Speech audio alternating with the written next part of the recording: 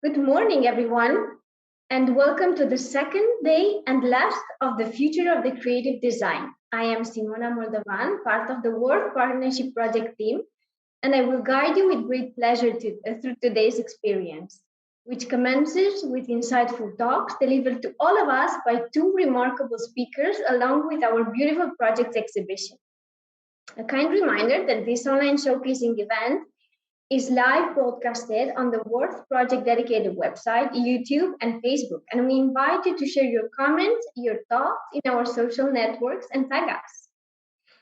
Before that, I would like to highlight that along with the virtual exhibitions that we strongly and kindly invite you to visit on the event dedicated page, 66 projects from the third call of proposals are being virtually showcased along these 2 days. So today, check our agenda for the global challenges approach and the way the designers and SMEs contribute with key solutions converging around rethinking social innovation and social inclusion, the reinvention of craftsmanship and European heritage preservation, advanced digitized manufacturing, value chains and business models, smart and high performance materials, high value added solutions for attractive growth markets.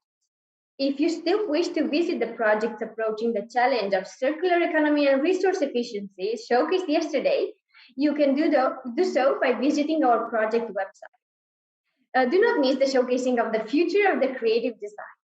So now let's officially start today with an insightful plenary conference approaching the design, which got us into this mess and now it needs to get us out of it, presented by Richard van der Laken, a Dutch graphic designer, creative director, and longtime advocate for the transformative power of design. Together with Pepin Zerberg, he is co-founder of What Design Can Do, an international platform which empowers creatives to address urgent societal issues. To do this, WDCD has created multiple design challenges, publications, and events hosted across Amsterdam, Brazil, and Mexico. Van der Laken is also creative director of renowned agency, the Design Politique, and member of the award-winning design collective Gorilla. Thank you for joining us today, Richard. And now the stage is all yours. Thank you so much for this beautiful introduction, Simona. I'm flattered. Yes, today I'm going to share some thoughts, but mainly I would like to share with you my work, my endeavors with What Design Can Do. I have been working on that for 10 years, and being a designer myself, I think it's very important that we as a creative community indeed focus on the power of creativity, also on the transformative power of creativity. And so I'm going to tell you a bit more about that. So I will share my screen so we can immediately dive into this very yellow presentation.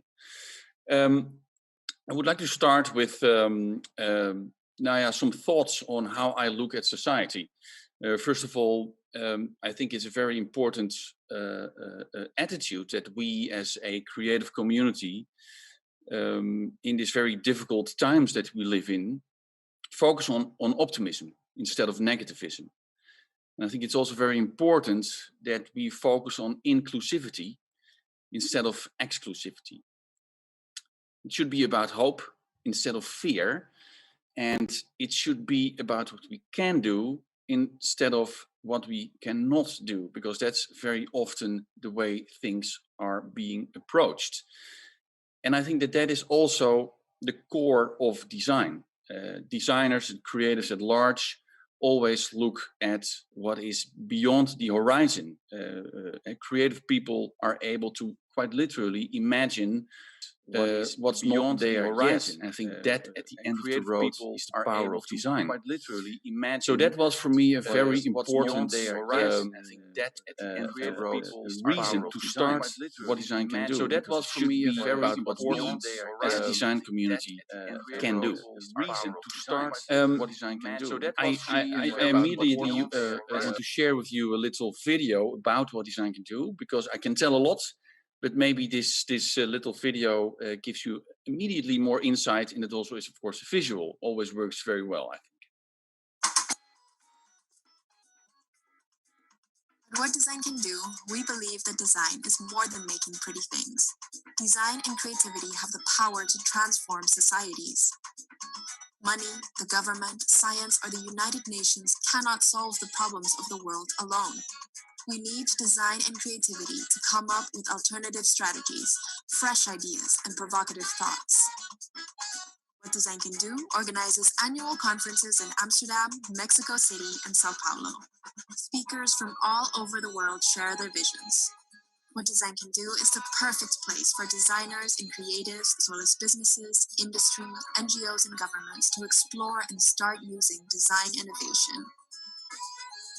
The What Design Can Do website, blog, and social media are engaged platforms for discussions on design and issues like climate change, social justice, health, and well-being. To actively search for fresh ideas and insights, What Design Can Do organizes global design challenges around the big issues of today. We ask the design community to come up with new answers to questions like the integration of refugees and climate change. We challenge creatives to upload their ideas to our website. An independent jury selects the best ideas to enter an acceleration program to develop them into viable products and business cases.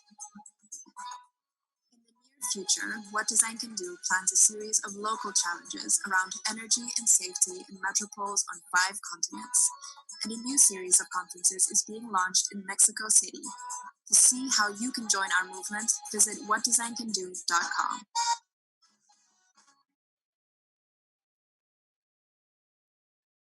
Well, I hope this gives you a bit of an insight what we are all about and what we're doing.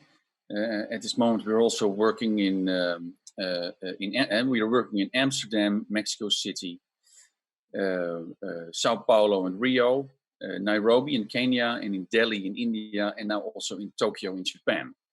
So indeed, working on 5 continents.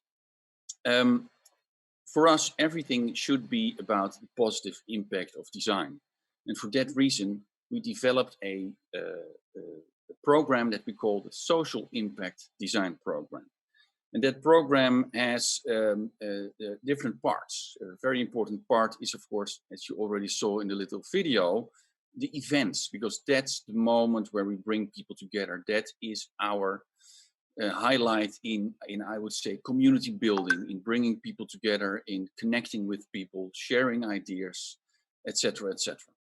Very important moments that we have with the big conferences in Amsterdam, Mexico City, and Sao Paulo, but also with the smaller workshops, gatherings in metropolises around the globe. We also, to get in touch with the creative community, do a lot of campaigning. And we mainly do that around the events and the challenges that we unleash. So what you see here is a little example of a range of videos that we did for the Clean Energy Challenge campaign in those 5 cities that we work in. So I can also show you a little video on how that worked in Sao Paulo. I am Sao Paulo. I host 20 festivals each month. You can eat in 12,500 restaurants or meet my 21 million people. Passionate, inspiring people who are hardworking and flexible, which helps because the traffic here, well, sucks. Too many cars and trucks, no efficient public transport, very few bike lanes. It's dangerous, it's polluting, and it has to change. How are we going to solve this? That is up to you. Smart, bold, game-changing ideas wanted. Join the What Design Can Do Clean Energy Challenge. Go to whatdesigncando.com and submit your ideas. And one of the most important parts of our program is the Design Challenges program. With this Design Challenges, we invite designers from around the globe to work on issues that we, together with our research team and our partners, address. So throughout the years, you can see that we developed the Refugee Challenge in Europe. the Climate Action Challenge, the No Minor Thing Challenge that focused on sexual exploitation of children, the Clean Energy Challenge, and at this moment we are working on the No Waste Challenge. So all of them very big issues, very big topics that do not have one specific problem owner, but we quite literally pick up this challenge and try to at least be part of the solution together with our creative community. And I must say that resonates very well. So throughout the years, we have had thousands of amazing proposals, projects, startups, people, entrepreneurs, designers, students who come up with projects and want to work with us. So that is really super enthusiastic. I'm super enthusiastic to see how that works. So how do we do this? Because of course we don't just shout out from, okay, let's work on the refugee crisis. No, we first do a lot of research. We do a lot of we organize all kinds of labs where we explore specific topics. So what you can see here, for example, we did a no waste lab with students. We did labs around water, about safer cities, etc., etc. From these labs, you can see here how that works. A lot of gathering of ideas, bringing people together, also immediately do some rapid prototyping, etc., and so on. We do that with our research team here in Amsterdam, in the Netherlands. But we also do that with our local research teams in Sao Paulo, in Mexico City, Nairobi, Delhi, and Tokyo. So I say this because I think it's important to understand that the research is not only developed here in the Netherlands, but we really want to focus on the local issues and the local results of the research so that we can also develop local briefs and local challenges for the design community in the cities that we work in. So, for example, we when we did these labs, we transformed that into sort of a statement and the problem definition. So, what you see here for the current No Waste Challenge, we transformed the take, make, waste model. So that means that we as a society take too much from the earth. The products we make with them, with these raw materials, are bad. Very often we make single-use products, and the waste, we handle it also very poorly. So we need to change that. We need to come to another model, and we propose a take less, make better, and handle smarter model. So that's the starting point for the briefs that we write, that we develop for people, for designers to work with. What we also do, at the end of the road, people are selected, and we have winners. They get money, but even more importantly, we offer them a accelerator program, development program. And in this program, together with all kinds of mentors, workshops, lectures, you name it, it's a very rich program. People are able to develop their projects, their initiatives, or bring their startup to the next stage. And here you see some examples. For example, this is one of the winners from Delhi in 2018. It's called Beehive. It's a new alternative to cool the city. And this organization does that with ancient old knowledge on pottery and the use of running water. And here a very different one. It's called Power Plant. It's from a Dutch designer called Marianne van Abel. She developed Power Plant as the world's first self-powering greenhouse. And her ideal, her ambition is that everybody should be able to grow his or her own plants in your own individual private greenhouse. So again, over the year, apart from all these participants, we also see that we had amazing accelerated projects and initiatives. And from these 40 plus organizations that we accelerated, I'm happy to say that more than 70% is still thriving, still developing, making a profit, making a business.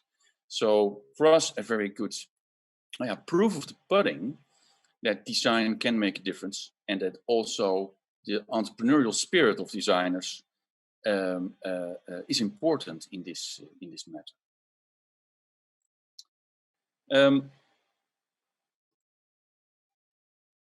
Now, at this moment, we are running the No Waste Challenge. And we do this to, at the end of the road, for us, it's all about the climate crisis. So also here, we do that to cut waste, to cut emissions, so that we can fight climate change. At this moment, our campaign Open Call closed. And I'm super proud and happy and excited to say that we got more than 1,400 entries from around the globe, from 105 countries. So I thought maybe it's nice that I end this presentation with a sort of a wrap up of the campaign, of all the activities that we initiated around this challenge until now. I was taught to design trash. And I've designed trash. I have been a bad designer. But haven't we all been bad? Because at the end of the road, everything we design ends up as trash. The No Waste Challenge is a global design competition by What Design Can Do that calls on the creative community to submit innovative solutions to reduce waste and to rethink our current take-make-waste economy. A cross-media campaign raised awareness and mobilized designers and innovators around the world to submit their ideas. In-depth research on waste and consumerism resulted in a briefing pack. The brief translates intimidating problems into inspiring opportunities for creatives, and we identified local perspectives for 6 focus cities. The campaign kicked off with a global call for submissions. This generated traffic to the No Waste platform, where people could download the briefs or dive deeper into a continuous stream of background articles. A striking, consistent, and instantly recognizable graphic language is at the heart of the communication campaign and is translatable to all of its levels. The second stage of the campaign focused on waste as a design problem. This message was further amplified in an opinion piece by What Design Can Do founder Richard van der Laken.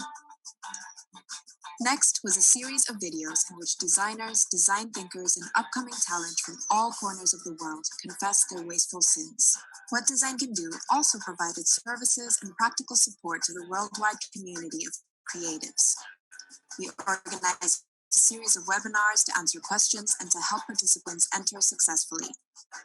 The challenge generated an overwhelming response, a record-breaking 1,409 entries from 105 different countries. More than 300,000 visits to the platform, over 15 million impressions on social media, with an engagement rate of 6.7% and an 11% increase in followers, and 146 published articles in over 35 countries. The next step is to select the winners, make their ideas come true, and have real impact on the global waste crisis. We have to remember that waste is an idea. It's something that we invented. And if we invented it, we can uninvent it.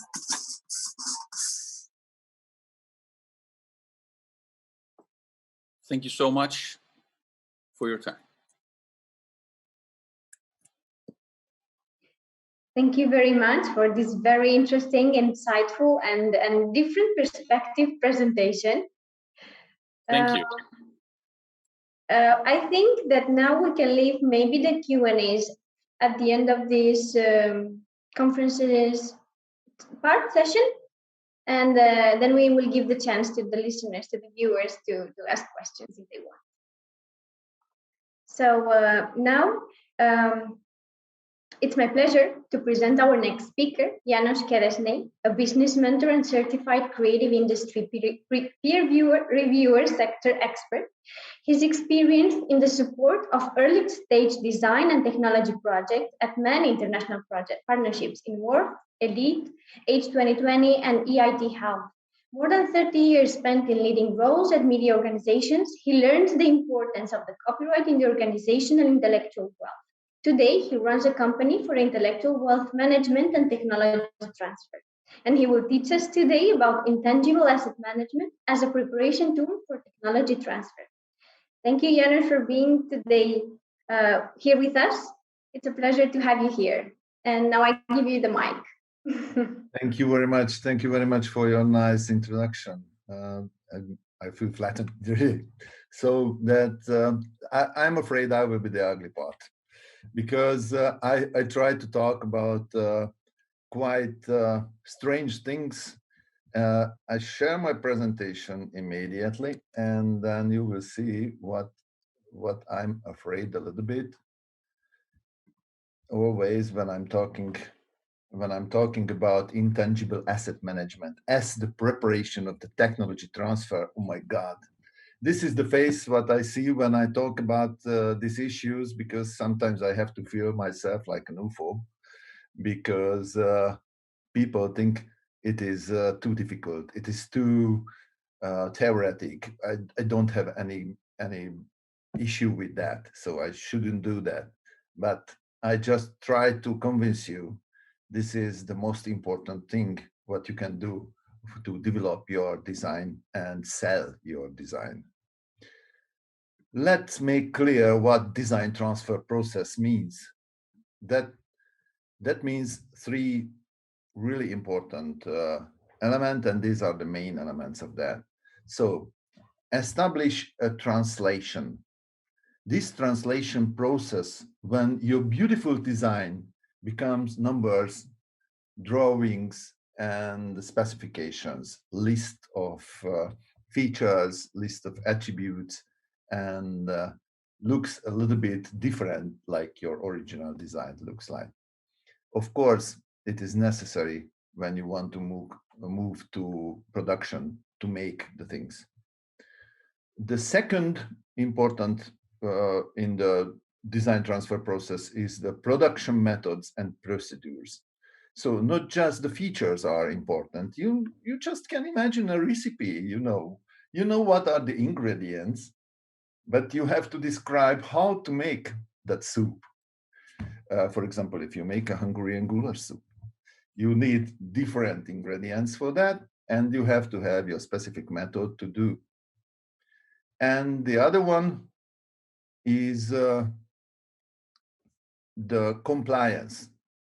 So your Hungarian goulash soup should comply to the health regulations and also the food regulations and such things.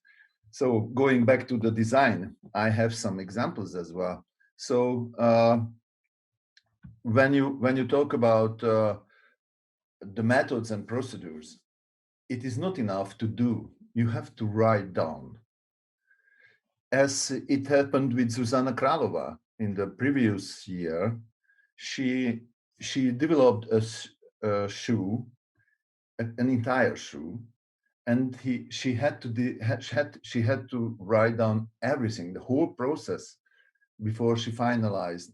Because her design was perfect, she did it really well, but so many new things were elaborated during her job. She had to describe everything properly, and then it becomes successful. And also the Vivid project from this year, when Sarah and Laura had to write down precisely what was their process to make it repeatable.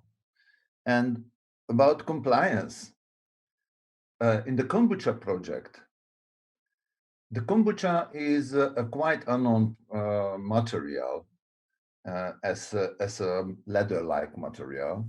So it wasn't really clear what are the physical features and what are the attributes of that material. So the project partners had to make a serious research to develop their design and develop their regulatory requirements, and they made it. And what could be an intangible asset? Oh, I'm sorry, what could be an intangible asset? Many times we just think about trademarks, patents, and sometimes about original designs. But during our design process, we developed many things along with that. We could have inventions, we could have a technical know-how, even a chemical formula. We can have a new material mixture. We have domain names, of course. Of course, we can develop advanced technology. We can have brand, purchasing method, customer list, research results. Many things could be in our portfolio when we develop our design. So that's why I would like to talk about intangible assets, because intangible assets are more than a simple design piece. What can we do with that? The intangible assets is written in the IFRS. Oh my God, what is IFRS? IFRS is an International Financial Reporting Standard. This is the base of the financial reporting standards everywhere in Europe and other Western countries. And also with those companies who are on the stock market. But we don't have to go to the stock market to make our intangible assets valuable.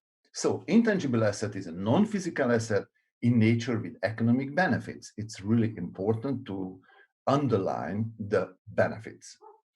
What we have to do when we would like to identify our intangible asset, it should be well documented. It means a third party should be able to repeat it or copy it. Oh my God, I don't want to make your design be copied, but once you want to sell it, it should be able to be copied. So you have to document it on that way. Controlled by the business. It's an exciting question. Sometimes we believe just because we designed something, we control it. But very rarely we do it alone. Many times we have partners who contribute, maybe in a creative way, maybe not a creative way. So controlled by the business means the company should be able to control. It means the third party should not apply with a sudden claim for IP rights. It is possible to do if we consciously develop our design and we continuously control the process and we make the contract in time and well and diligently. Its cost is measurable. It's a tricky question. Is the cost for the research part, or is the cost of the development part, or the cost of the production part? So let's see what is the research part. The research part is when we recognize the problem, but we don't know the solution.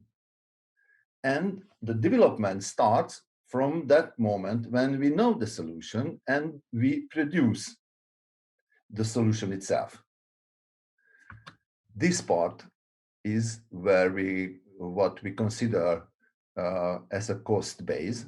So we have to measure the cost of the development part, because that's the clear part. We know what is the solution and we develop the solution to become a minimum viable product at minimum. And the capability of future benefits is if we have any pre-order or we have tested minimum viable products, then we have some proof of the future benefits. Or anyway, it can be if we have an order or we design something for a business order, indeed. Let me see, and I promise you, this is the last, almost the last theoretic side. So that's if we have a company, even a one-person company, but a two-person company already is a company, we just have to consider how our company's storage looks like. Usually, the companies have their physical and tangible assets in a storage. It looks like the left side and the right side. it shows that almost nothing is the company intangible asset storage. Usually it is normal that we develop our company. We produce better and better design products. We find out how to make our company run better, running better, and how we can develop our company to be successful. This is a normal project. This is a normal process, and this is a organic way of development of a company. But many times we forget to put our assets into the company. Our assets are in our mind or our employees' mind. What is the problem with that?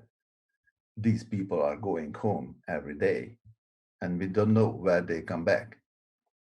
Maybe into our company, maybe to another one. So we should identify our intangible assets in this way. In a company, all intangibles are the goodwill, but we are able to identify them in the way, as I mentioned before, with the list of intangible assets. Actually, in our audit, we have 240 intangible assets candidates. When something could comply for the 4 conditions I mentioned before, then it could be an intangible asset candidate.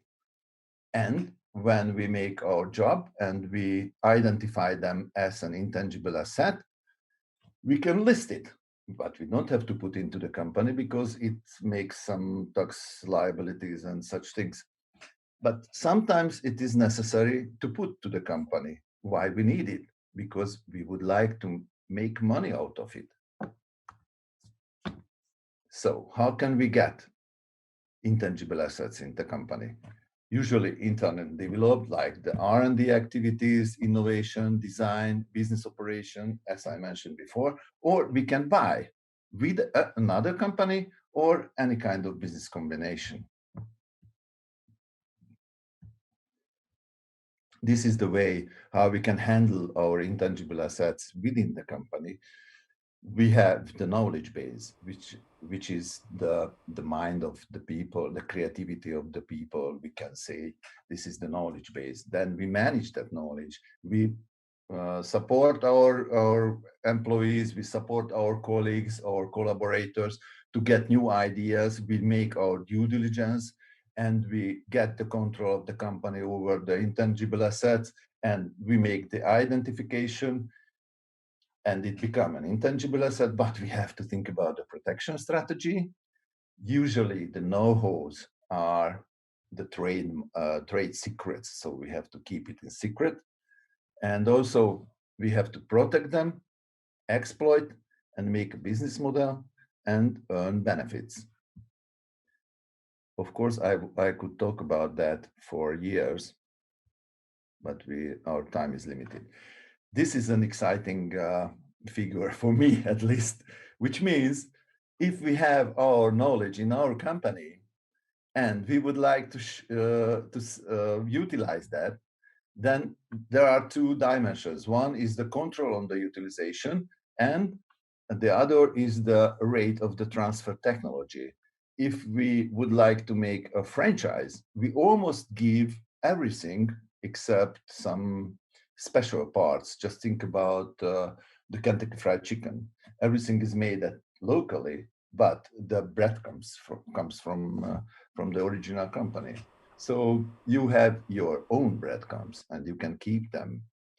Or you can establish joint venture company when you put your design into the company, your technology into the company, and invite someone to the company who has the market, for example.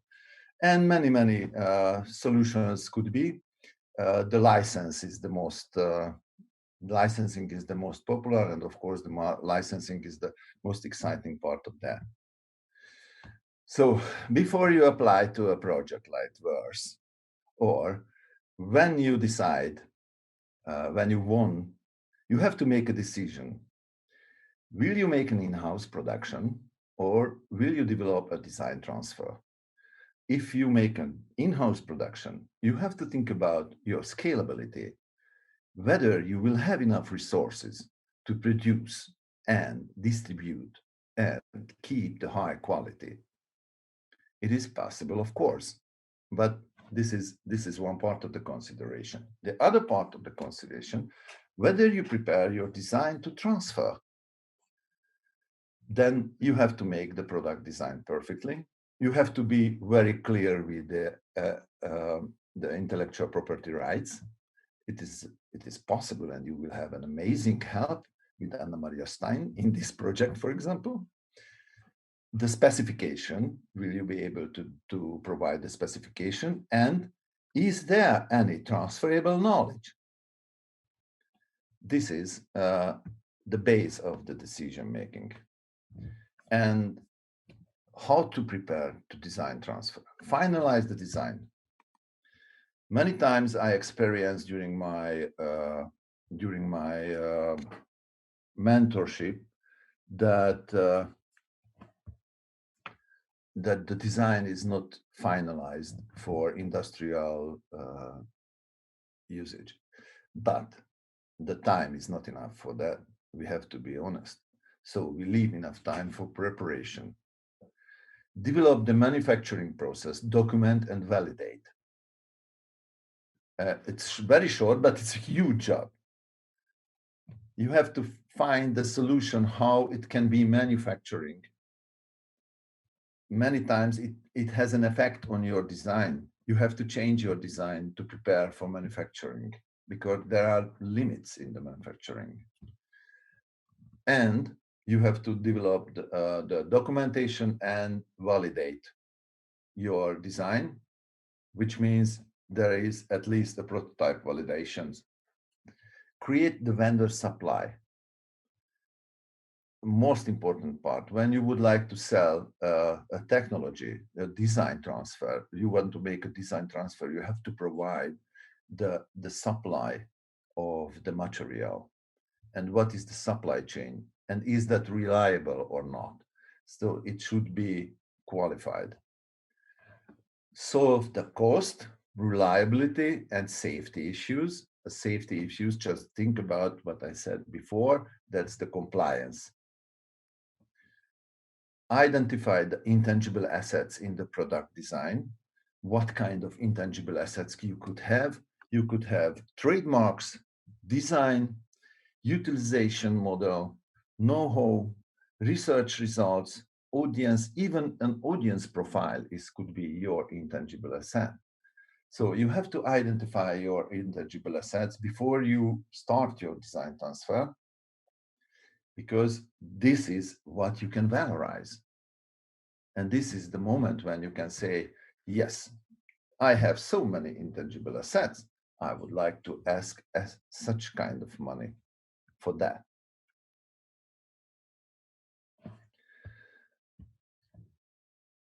This is how your product and service looks like before you start the internationalization. You have scripts, notes, contracts, prototypes, drawings, costs, budgeting, handbooks, protocols, certifications, validation, packaging, and logistics. And if you make the intangible asset management and documentation,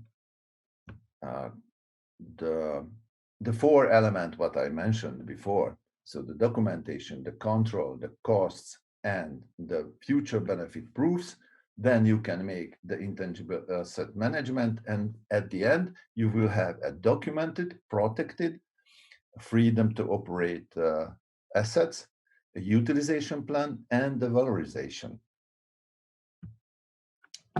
That's all, shortly, but I think I can tell it longer if you are interested about that. Thank you very much for your attention. I'm ready for questions. Thank you very much, János, for this very valuable masterclass.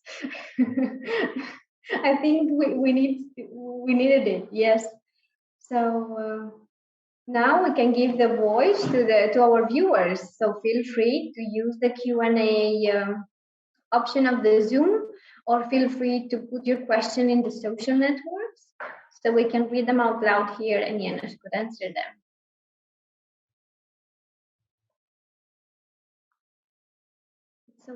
It was so clear. Nobody has questions. I'm shocking sometimes. Yes.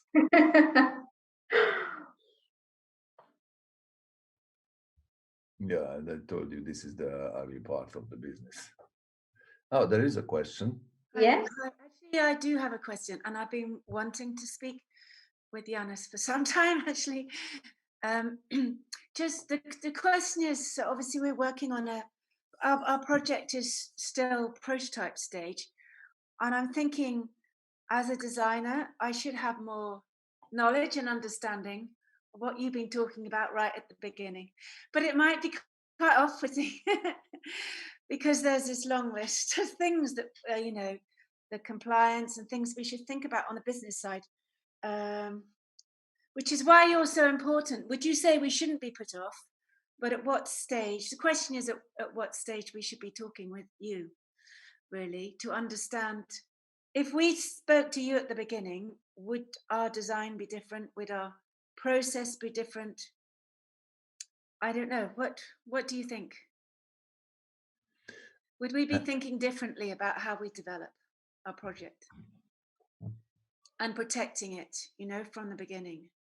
Yes, but you know, you can protect your design and you can protect your process, but at least write down to yourself and to your colleagues and make really clear what are the relations of the contributors to the project and who owns what is their percentage of their contribution.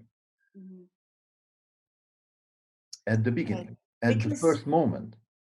In the first moment, yeah. In the first moment, the roles should be clear. Sorry, I'm just the roles should be very clear. Yeah. Okay. Because quite often, you know, designers are full of enthusiasm for their projects and and want to share it all. And I forgot to mention that these jobs are mostly not for designers. Yeah. So it's better to ask someone to do this. Yeah. Okay. So because someone it kills your creativity. Yeah. So in fact, if you have several designs or a design business, a designer always needs somebody like you on board to look at all the assets, because we might not know their assets, you know. Yeah. I do feel like that we've got all sorts of interesting things going on in the project, but we don't always understand what's an asset in the project and what isn't an asset. So it's a bit interesting to have a chat with you and have a look at the whole project to understand. Anytime, yes. What an asset is and what it isn't. We've been so busy on the project. Yes, you are. Yes, you are. But you always need some help to that. Yeah. It's not a big deal, believe me. Oh, okay. Would it be possible to come back to you and I don't know when the actual Worth project finishes, but to have a chat with you just to anytime ask some questions. Thank you very much. That would be anytime. I'm really open for that. That would be brilliant. Thank you. Thank you. That was very interesting. Thank you very much for your question. Thank you. I think we do have a question from YouTube where we are live streaming, and it sounds like this. Let's imagine I'm starting a business. How can I identify the most important assets? What's the better process to work on? It's the main identification question, whether we are able to make money out of it or not. The future benefit is the most important part everywhere.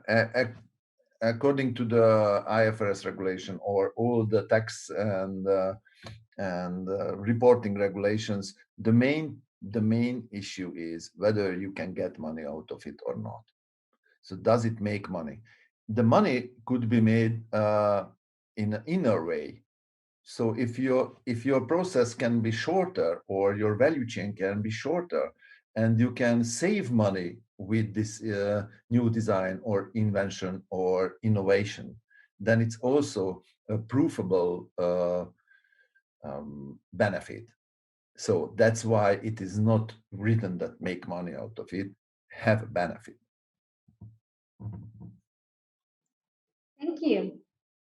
Maybe I have a question. Actually, it's not a question, it's a small request.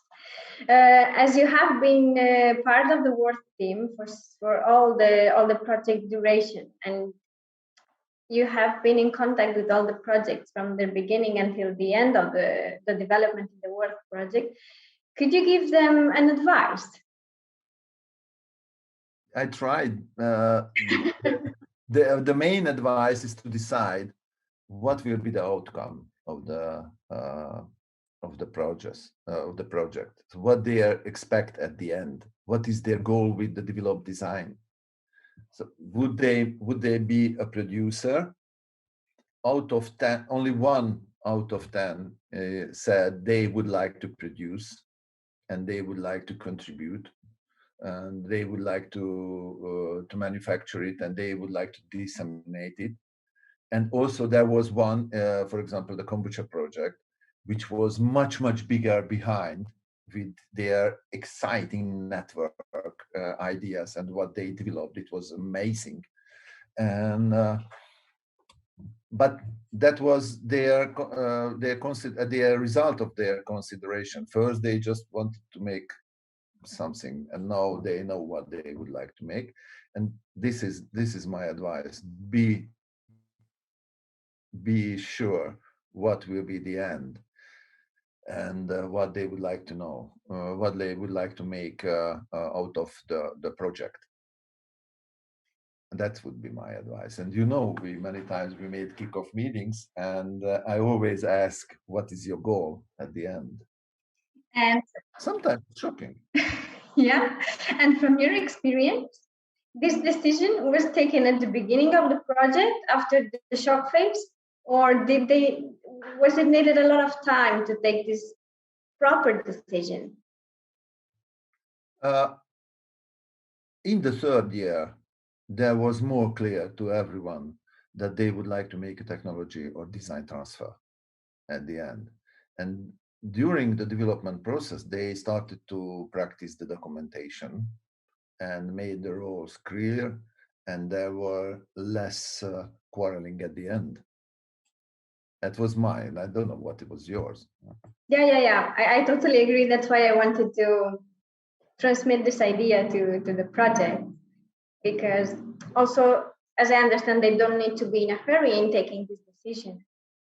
They can take their time when designing a little bit the product or the project, and then making the decision on whether they go on one path or on the other. Yeah, actually, being a manufacturer and distributor of our own product is really hard with a 2 or 3 person company. It should be at least 9 or 10 person completely collaborating and developing from the beginning. And that's the minimum resource for that. Usually the people, when they make their business plan in the business model canvas, they forget to write themselves to the resources. It's totally true, yeah. Yeah. Okay, we see that Sikri is here with us. And he has a question. As per your experience, which are or should be the stages to get to reach a strong and successful technology transfer process? Actually, my last slide was that. I can reshare for just a second if I have time to do that. I don't know. Yeah, you have time. Yeah, of course. I do. So, finalize the design. Leave enough time for preparation. So it means the preparation should start from the beginning of the process. Develop the manufacturing process, document and validate. So the manufacturing process development is a little bit different than the design development. So once you have your design idea, you have your even the primitive prototype, maybe the final design will be completely different because the manufacturing process has limits. and you have to find who could be your manufacturer, and the manufacturer will give you a lot of information. Like Susanna learned with the shoe, and she had to make the sole of the shoe, and then it was really challenging how to do, but a good manufacturer helped her to do that. So the manufacturing process should be start from the beginning, and it has an iterative process to find the proper design and make the balance between your aesthetics and the manufacturing limitations, and document it, and finally validate. The vendor supply, as I mentioned, it is really important, mostly with the new materials, and the vendor supply is also very crucial when you would like to use reused material or transformed material. Sometimes no data sheets of that material, so you have to ask data sheets, you have to ask information, and just remember for Esther loves PVC, at the end was Esther hates PVC, because the PVC did not have proper specification as a raw material for a design process. So that was a big challenge for her, and I understood that the vendor supply is one of the most crucial parts. The cost question, the cost will be completely different of your development cost. The manufacturing cost you have to calculate. If you want to sell your design to make the technology transfer, then you can say, okay, guys, this is the manufacturing process, and it will cost at least that or maximum that. The reliability and the safety issues are questions of validation, and the safety issues is questions of regulation compliance. Identify your intangible asset from the beginning, as the Vibrotech textiles story. I didn't know your name, I'm sorry. Yeah.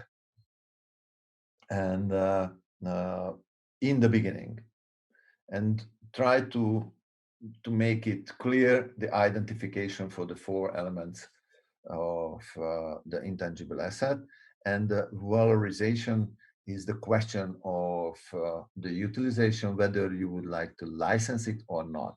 And the main important of the licensing, the technology transfer last step, is the licensing could be a 20 pages contract, but the first and most important part, you have to identify what will be licensed and what attributes. The licensing can have time, limitation in time, limitation in territory, which is geographical territory, and limitation in industry, called limitation in field. One technology could be used, for example, for fire brigades, and the other technology could be used, the same technology could be used for sport garments. But this is 2 different industries. And you have the power to make a limitation for one licensee. You can say you can use for that. The other licensee is able to use for that. And all the money comes to you. That's a very nice idea. So these are my advices for that. Thank you, Zikri, to ask me. Thank you very much. I really liked your conclusion. So all the money comes to me. Yeah, that's good. Yeah. I don't know if we have any more questions. It's a last chance.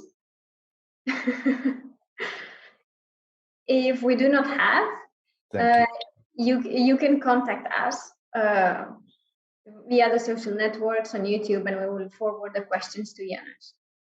Yes, thank you.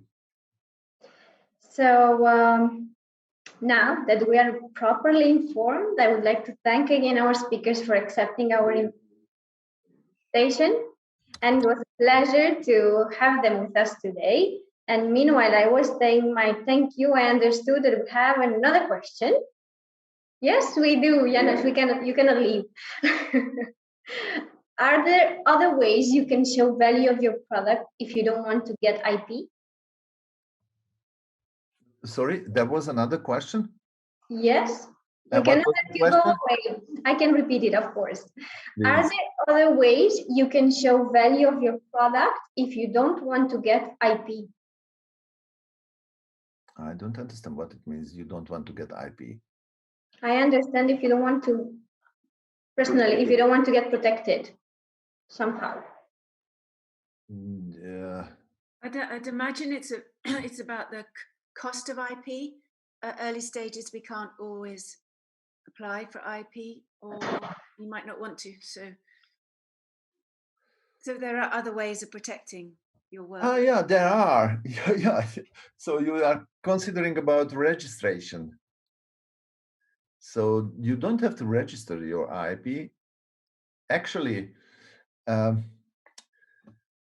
registration is not not the registration is the protection. This is disclosure. So like Tom Hanks made in the coast. So he was on the coast and he made a fire, and he ran to the coast and said, "I made the fire. I was that who made the fire." And that's a disclosure. And when you make a fire, you make a disclosure to everyone, and you say, "I claim monopoly. If you would like to use my invention, my fire." And then the law which protects you, the law which provides you the protection.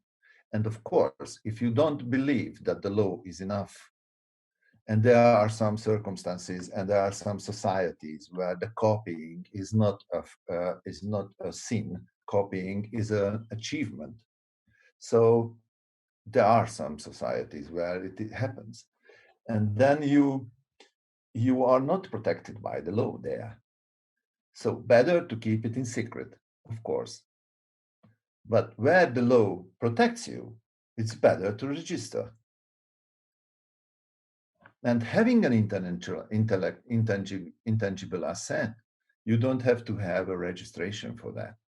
It's more valuable if you have a registration, but if you identify in the way, as I mentioned, then you can have an intangible asset. Many of them is not possible to make registered. For example, a know-how. A know-how is a trade secret. It is in its name. Thank you. We still need to keep you here. We have another question. Sometimes you can't immediately get worldwide IP, as this slowed down the process of getting the product to market. Our viewer guesses that her question is, how can you get around this process? Would you repeat, because some words I missed? Okay, so the question is, how can you get around the process that that is generated by getting a worldwide IP that slows down the process of getting the product to the market? Okay, so there is no worldwide IP. There are treaties between countries and regions, and then there is that you can register your IP to the European Union. You can register your IP to your own country, but if you are in Europe, then doesn't make too much sense to make only for your country, because we have a unified European system from 1993, and then no, from 2013, and then if you want to go to the North American market, then you can go to the USPTO, but you don't have to make a full registration. You can make a provisional patent application, a PPA, which means it's cheaper and gives you 1 year. So there are solutions for that.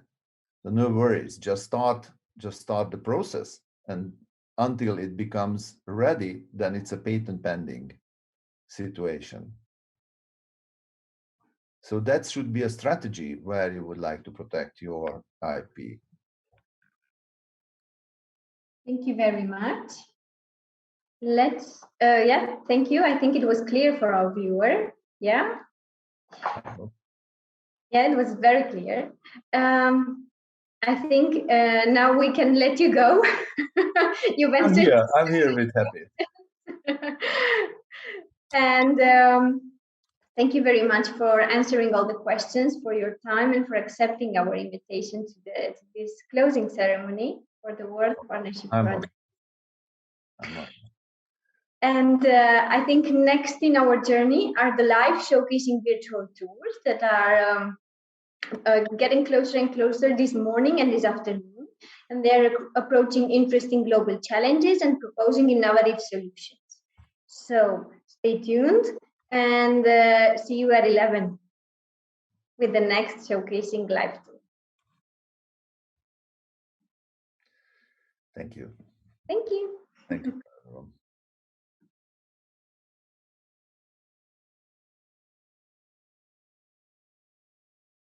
Hello, everyone, and welcome back. I'm happy to start now the first live showcasing virtual tour for today and moderate this session of presentation of projects addressing the advanced digitized manufacturing value chains and business models and high value-added solutions for attractive growth markets. So let's take a look into the project effectively adopting the principles of the new digital era in the manufacturing processes and the whole value chain, resulting in digitized business models. Some practical information for exhibitors. Note that you will have 5 minutes to show your project results. In this session, 6 projects are now ready to present. I will brief you when the time runs out, so don't worry. For the visitors, note that the general 15 minutes Q&A time slot is available upon the 6 presentations for inquiries and direct interaction with the exhibitors. So thank you for joining us today. With nothing more to introduce, join me in welcoming the first project to present, the project We Are Design. Hello, welcome, and thank you for joining us. The stage is all yours now.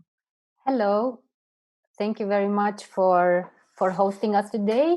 My name is Alexandra Lupu. I represent We Are Design next to my colleagues Dana Tanase and Anka Roshka. What is it all about, We Are Design? We Are Design is an idea of unique co-created design objects. So whereas hyper-customization is not something new in the industry, what we wanted to do is something more, to bring together designers with their clients in order to create unique design objects. So what I will do today, I will present you very briefly the outcomes of our experiments. We designed a custom-made process that both designers together with the client followed in order to produce these new garments and accessories.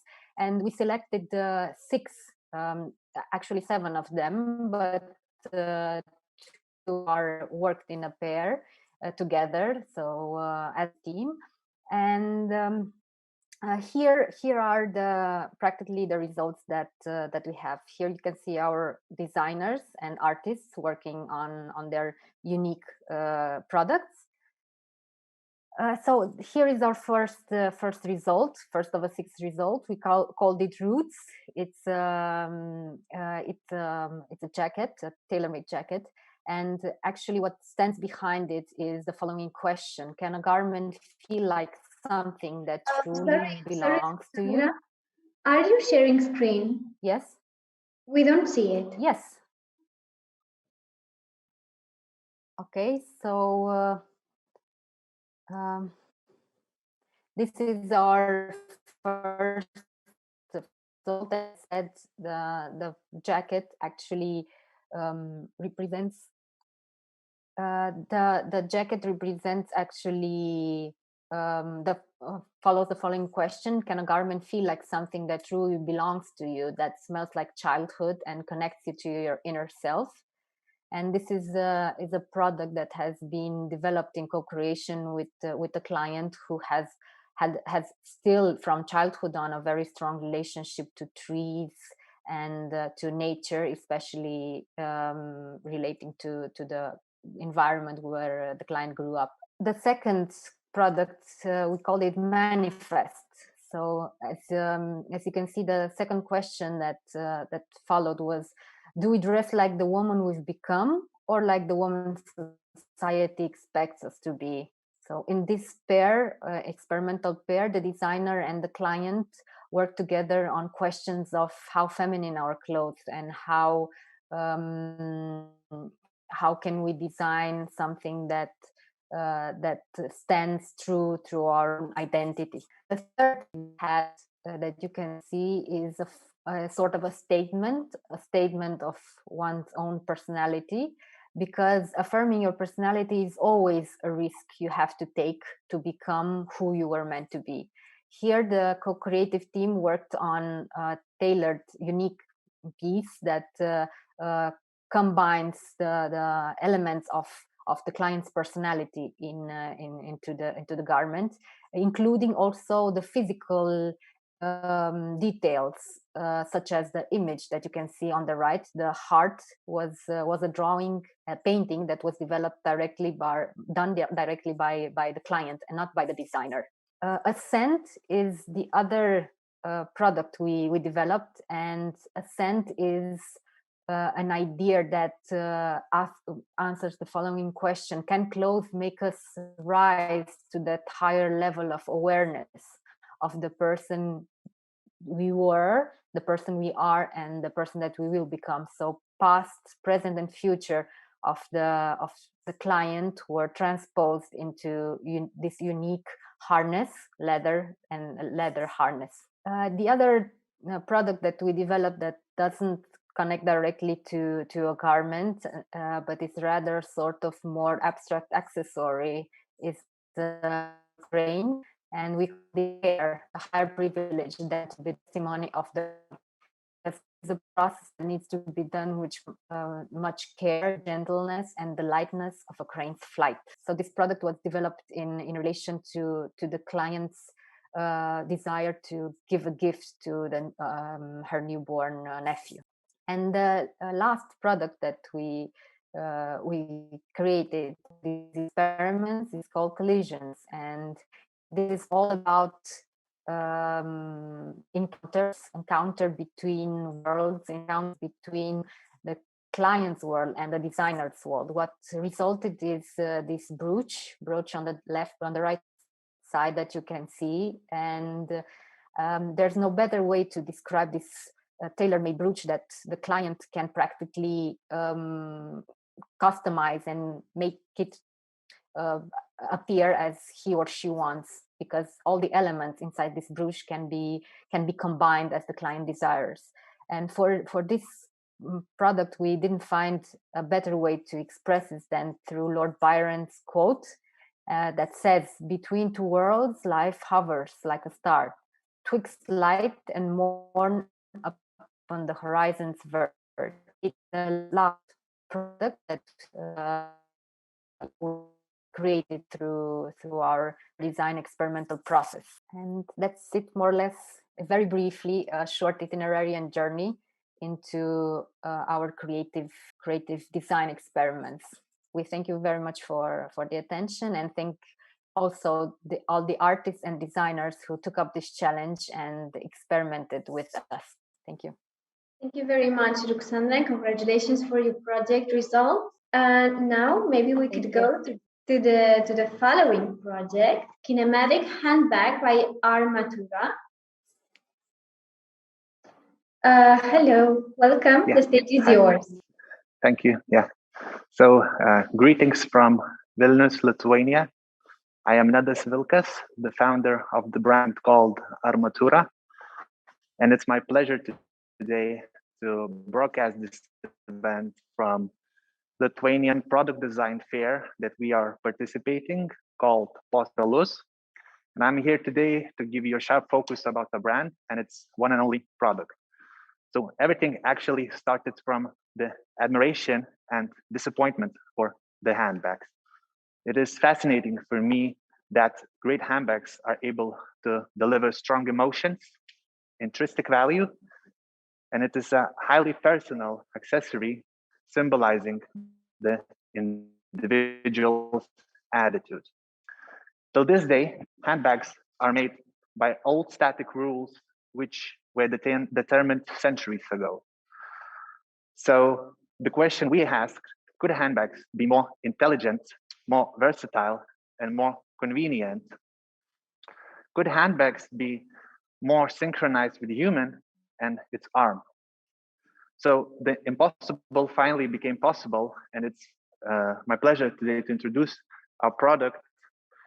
And as you can see, it represents modernity, which is a core value of Armatura. It is an everyday handbag that represents progression, self-confidence, overlapped with stealthiness. Every part you see or do not see has its purpose.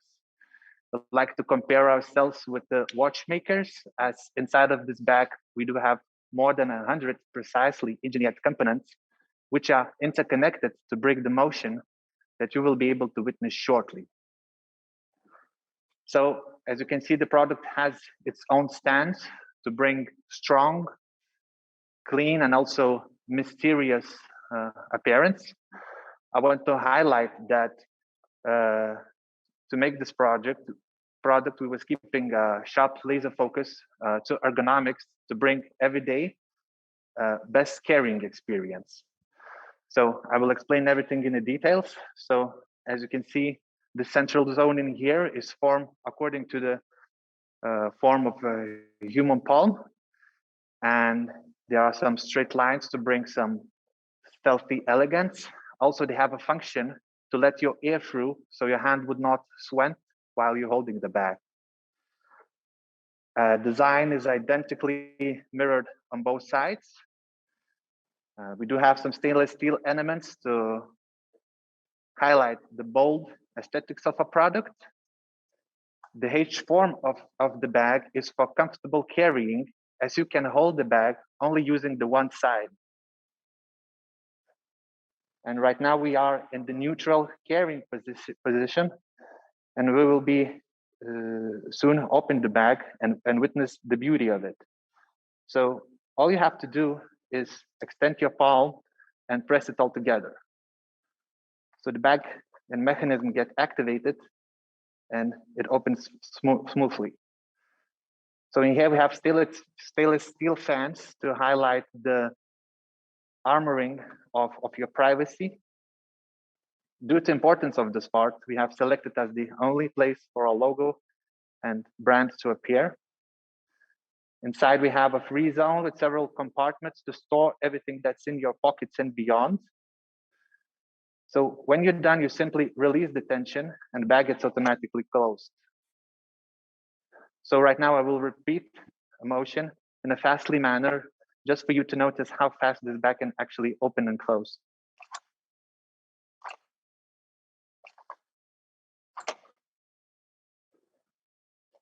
Yeah, so here it is. A bag representing the time that we are living in and future that is ahead of us. It took a lot of patience and work to bring the result, and some is still needed till people will be able to commercially order this.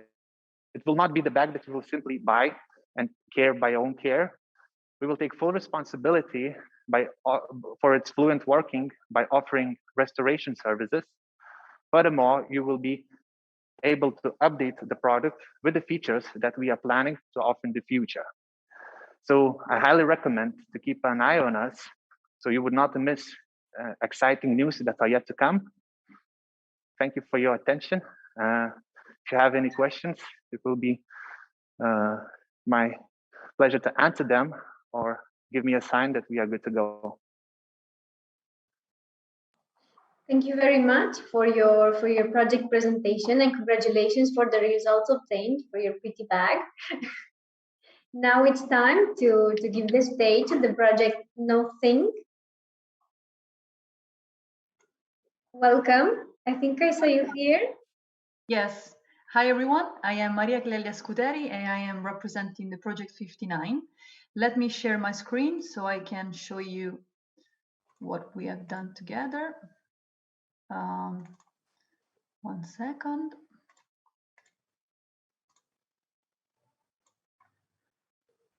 Do you see my screen? Yes, we do see your screen. Yes. Oh, perfect.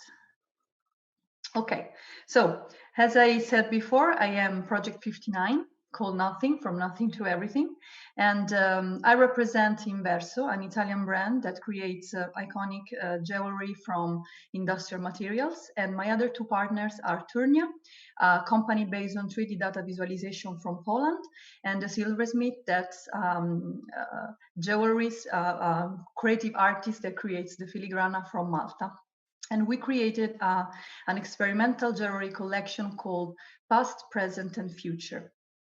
Through this project, we would like to deliver an experimental product with a deep and strong conceptual meaning, whose process is led by creative innovation. And this product has also a unique manufacturing technique, both artisanal and technological, that requires digital and technical skills.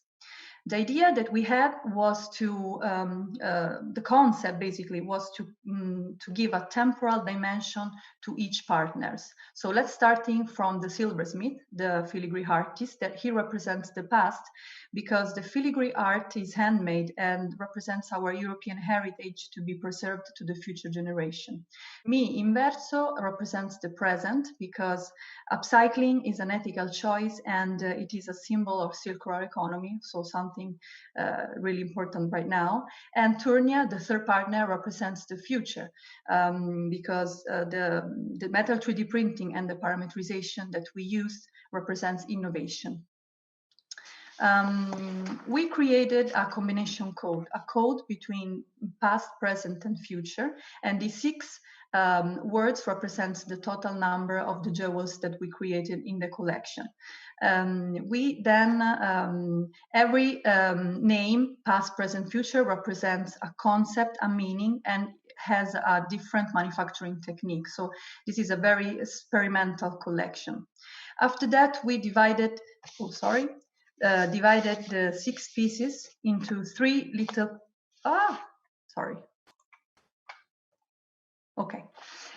into 3 mini collection with 2 items to be worn together. So you see in the screen the first, the second, and the third. Then any sub-mini collection has a geometric characterization that gives the names to the collection themselves. So the first is called solidity density, the second surface linearity, and the third lightness structure. Let's see the first duo sub-mini collection. This is a link between past and future, because the first item is made handmade, all with the filigree technique, so it represents the past, and it is meant to be worn with the future bracelet, a super technologic item that we created with a software, a 3D software, and then we parameterize it. So we were able to manipulate all the data of this item, such as the thickness, the geometry, the internal pattern, etc. These are a more detailed picture about the items developed, both in recycled silver and plated in gold, and they are meant to be worn together. So you can see the 2 pieces worn together in gold and in silver. They are the same, but with different materials. The second sub-mini collection is called Surface Linearity and is made with this pair of earrings that you see here. They are called Surface. They are made with an upcycled spacer nut that becomes the front part of the earring, and then the back part is made of filigree. It's a double layer pair of earrings, so the front part and the back part in the first version, they are parallel. In the second version, they intersect one with each other, so they are asymmetrical from one side to the other. And they are meant to be worn with linearity rings that are made all with upcycled spacer nuts. So it's all about upcycling here. You can see here the prototypes, both in plated in gold and made in silver, earrings and rings together. And here they are worn together from the model of the final photo shooting in gold and in silver. The final little sub-mini collection is called Lightness Structure. It's made with this pair of earrings that are very light, geometrical, and the cage is made with the 3D printing, and there are 2 full fillet faces made with the filigree technique, so handmade, so we are linking future and past. two different manufacturing technique. And they goes with this choker. That's a structural choker made with the 3D printing in recycled silver and in bronze gold plated. And the closure is enhanced with this upcycled spacer nut in the back. Here you see the final result in both in silver and in gold. And here again the final photo shooting with the two pieces worn together in gold and in silver. A little recap of the image of the collection with the items past, present, and future. Thank you so much for your attention. Thank you very much for your presentation and congratulations for your project result. Thank you. I think now it's time to go to the following project, the project Fresco. Yes, hello. Hello, now the stage is yours. Yes, thank you. So I am Despina Kenteroglu, and I'm going to present Frescos. Is the project that we developed together with my partner, Marta San de Castro. And in order to give you an idea of our project, I'm going to share a small video to give you. Nearly half of all fruits and vegetables produced globally are wasted every year. Fresco was created with a desire to promote a healthier lifestyle and reduce food waste with a holistic yet playful approach. Fruits and vegetables are alive and have different preservation requirements since they respond differently to ripening factors. We rethink craft for our contemporary needs by looking into ancestral techniques of preservation and storage, providing the best conditions like maintaining the humidity, allowing air circulation and preventing ethylene gas releases, avoiding pressure, keeping moisture and temperature, and storing them in appropriate light and dryness are some of the factors that helps preserve the taste and extend their shelf life. Each shelf hosts a different group of fruits and vegetables regarding their needs. Fresco is an integrated structure that uses no screws rather than wood joinery techniques. It merged tradition with innovation, heritage with the future.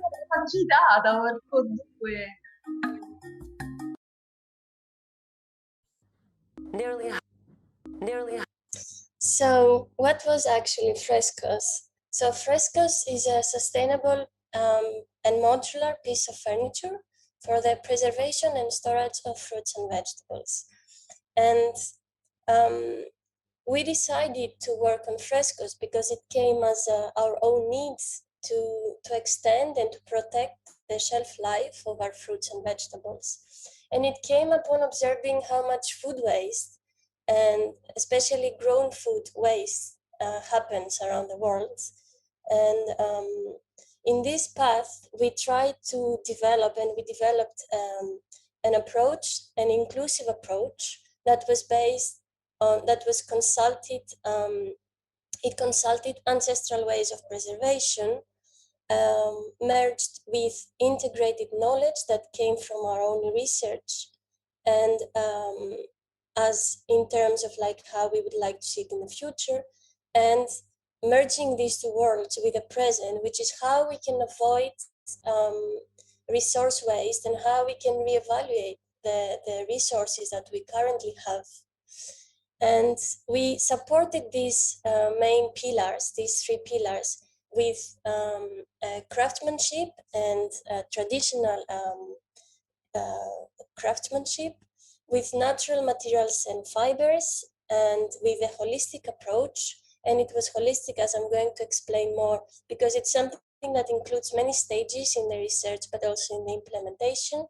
And it's we adopted a global approach, and this is something that can take various interpretations, because we can interpret in a way that it's thinking locally and acting globally. But if we reverse the thought, it's actually thinking globally and acting locally, which for me is something really interesting to see, as of like which way we can adopt this this methodology. And in order to visualize a bit more, we wanted to combine these three worlds and give a solution that would engage people and would kind of like celebrate food, something that I think we kind of I think we were losing, but we are kind of finding again. So who are we? Marta, she's a maker.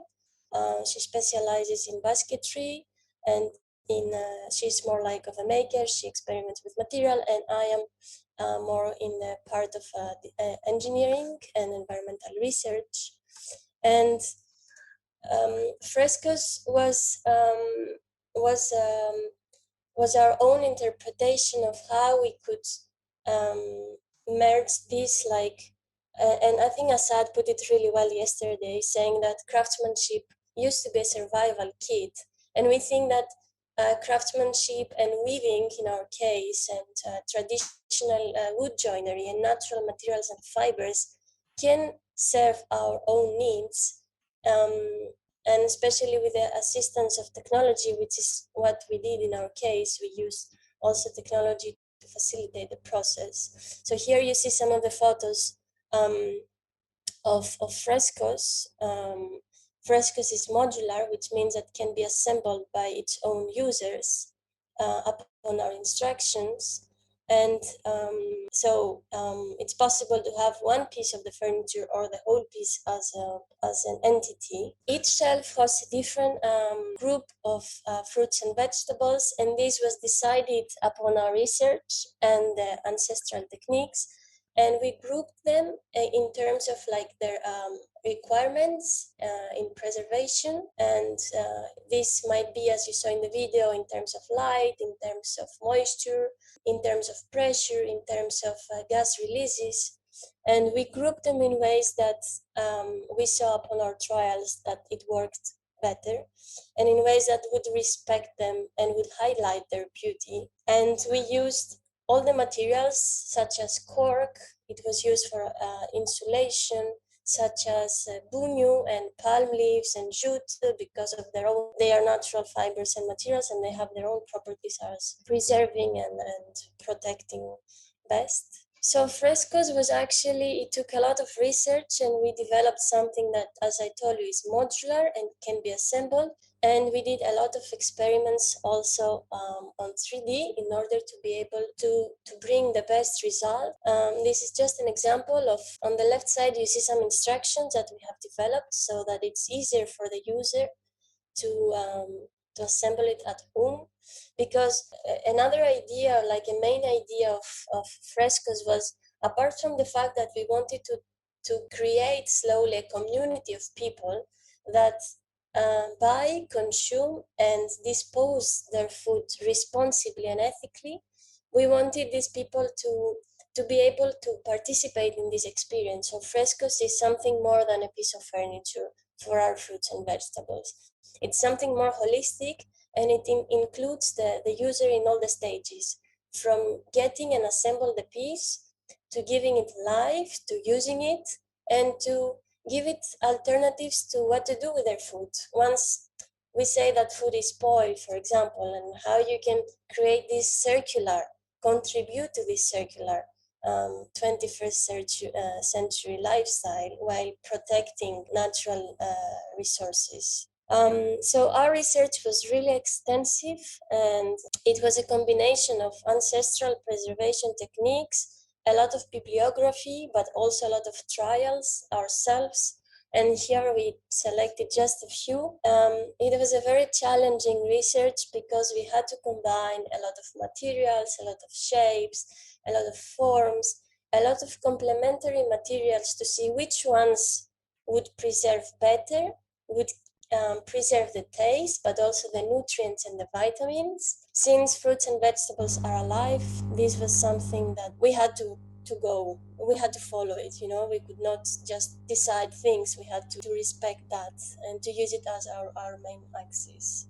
So the main things that we achieved with frescoes, and it's what actually keeps us on it, and we are still evolving and we are still advancing it, is that we combined ancestral preservation techniques and our own research, because we didn't want to just base on that, but we wanted to take it a step further and reinvent it and redefine this for our contemporary needs. And we wanted to highlight the beauty of foods which is something more than something.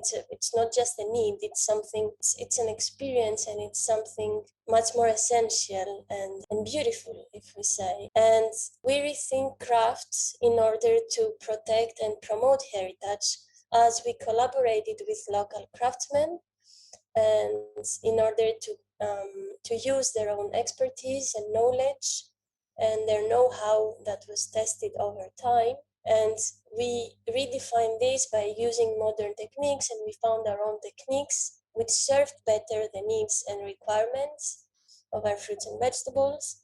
We used natural materials and fibers. The wood was local, and cork and all these materials. I'm sorry to interrupt you, but I would kindly ask you to wrap it up because 5 minutes finished. Thank you.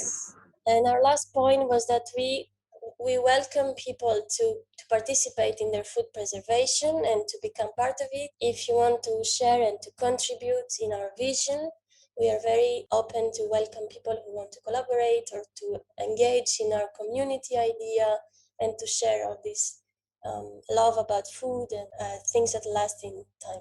Thank you. Thank you very much for this presentation, and congratulations for the project result. And I think now it's time to move to the following project, which is the eastern side of Riviera. You have the stage and the microphone. Welcome. Hello, my name is Lidia Muro. I am from Madrid. I am a textiles and accessories designer, and I am from the project The Eastern Side of Riviera. I'm going to share with you some slides. So everything started with my own brand that I launched 2 years ago, and it's about foldable bags. And I decided to make foldable bags because I think they were super handy to travel with, so that they are very compact and light, and you can put it in the luggage.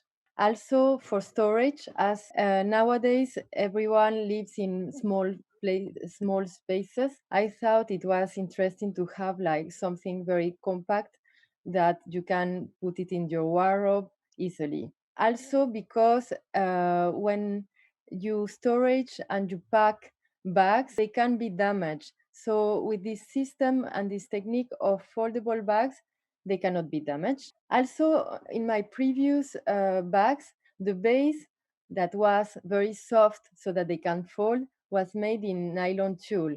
And the idea was to replace this nylon tulle by something much more sustainable and also resistant, because the nylon tulle sometimes, when you have things that are pointy in the inside, maybe it can wrap, and something more creative, also something more beautiful, not the nylon tulle. So that's why I get in contact with Bistra within the World Partnership Project. Bistra Pizancheva from Sofia, Bulgaria, is my partner for the project, and she was very excited to participate, as she's a lace maker, bobbin lace maker, and she has an approach to lace that is very experimental. So she was super open from the very beginning to do something different from her usual work. And she also was very excited because, as she told me, artisans and crafts, and especially bobbin lace in Bulgaria and in all over the world, is not appealing for new generations, because they see the older people, the craftswomen, the craftsmen, doing all the time the same things without expressing themselves. So she thought it was a very good idea to do something different with bobbin lace, to give it a different approach, and get it closer to new generations, to do a product that is useful, not because usually lace makers do something like souvenirs, and always the same pattern all over and over again. So they repeat it over and over again. So it's not really interesting for young generation to become crafters. So we decide to experiment firstly with the firstly with the shapes, with the materials, with the colors, and by experimenting with materials. At the beginning, we wanted to do something like more technical, to look like more cool, maybe more technical. But after many experimentations, we decide to go to something supernatural, like raffia, hemp, and raffia, and mainly raffia, because these materials are really resistant, they are natural, they are eco-friendly, and they can be dyed, and they are beautiful. So we were dyeing naturally these fibers, as you can see, with natural dyes like wine, like curcuma, like tea, and fix them. Also, as I work with leather goods, and I am all the time, I'm most of the time in workshops with where they are doing the leather goods. And I saw that there are many remainings, and all these straps that you can see in the photos, all these straps, they are like leftovers from when they cut the leathers. They are always the straps at the edges that remains, and they go to the bin. So we decide to do the lace also with these straps.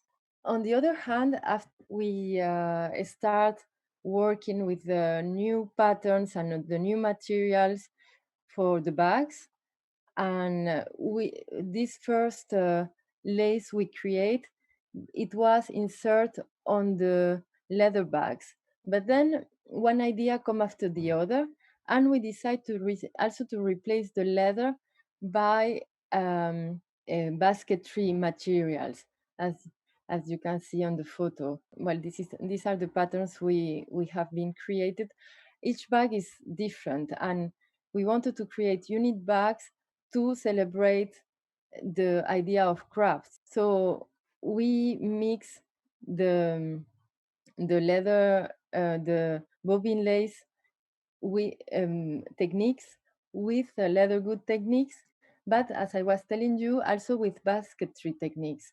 So that's an idea that was coming progressively during the project, and it was to fuse different techniques and to approach crafts as a whole, and mixing techniques from different fields and fuse them, combine them, and making them more rich by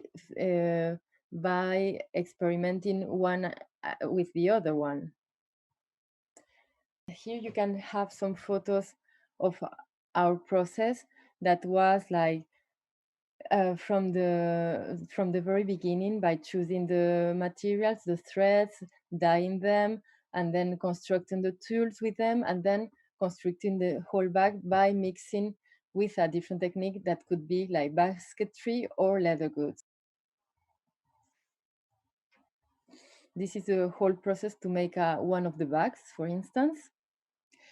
And the result was this one. So the same bags I was doing at the very beginning, but changing the tool, changing the base by something much more interesting, creative, different, unique, also resistant, because the materials are, these natural materials are really resistant, and natural, so eco-friendly. And here you can see how the bag can be folded and become like so compact and small, and then you can put it in a little box.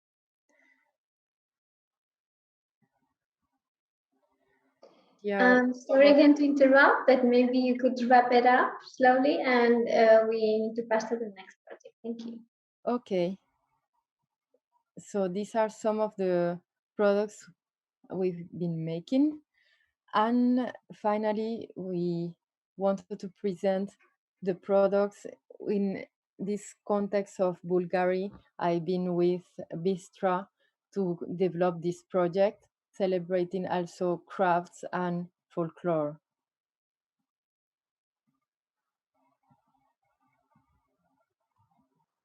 Thank you. Thank you very much, and congratulations for your project result. And now it's time to move to the next project, Future Wardrobe. Hi there. Hi, welcome. Share my screen. Stage is all yours. I hope you can see my screen. Good morning, everybody, and thank you to the Worth team for giving us this platform to present our work here today. I'm Thora, and I'll take you through a brief journey of our project, Future Wardrobe. So we, the Future Wardrobe team, are Lara, Catherine, Jessica, and myself, and we are artists, designers, and researchers. And we partnered up on this project to kind of highlight through our wardrobe the need to reestablish a connection with nature and the sense of mutual care by adopting design principles that put the planet first. So Future Wardrobe focuses on living garments for interspecies connection and combines biomaterials, biotechnology, and living cultures of microalgae. And with this project, we speculate on a future where our wardrobe incorporates habitable spaces for a non-human living being, which is in this case microalgae. So in the beginning of our design process, we reflected on the possibility to collaborate rather than just use the microalgae as a dead material. And we asked ourselves, how can we design for both our needs and the needs of the algae? And actually, could we consider algae our non-human client in this case?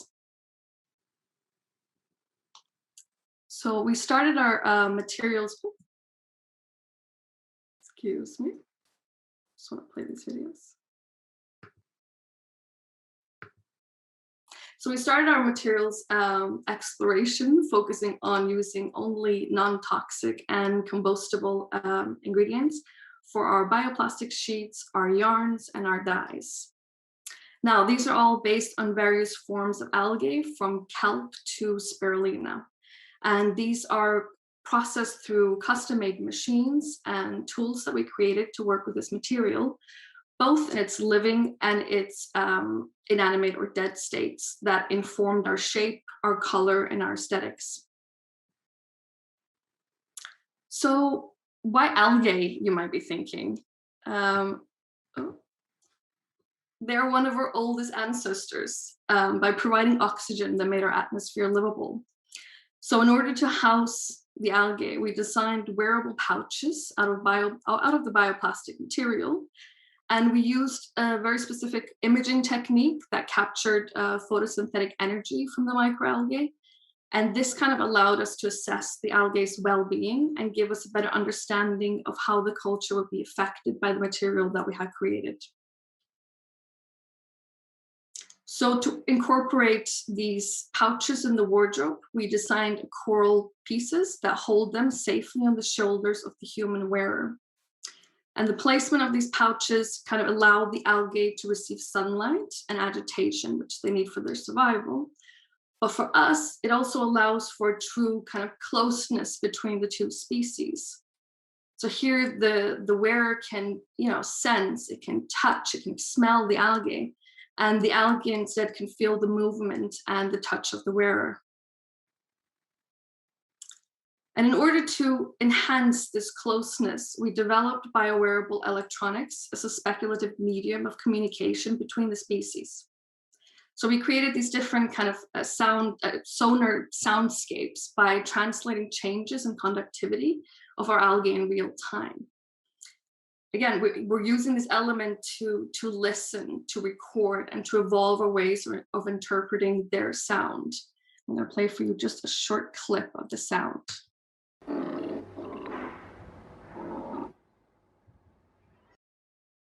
hope that was loud enough.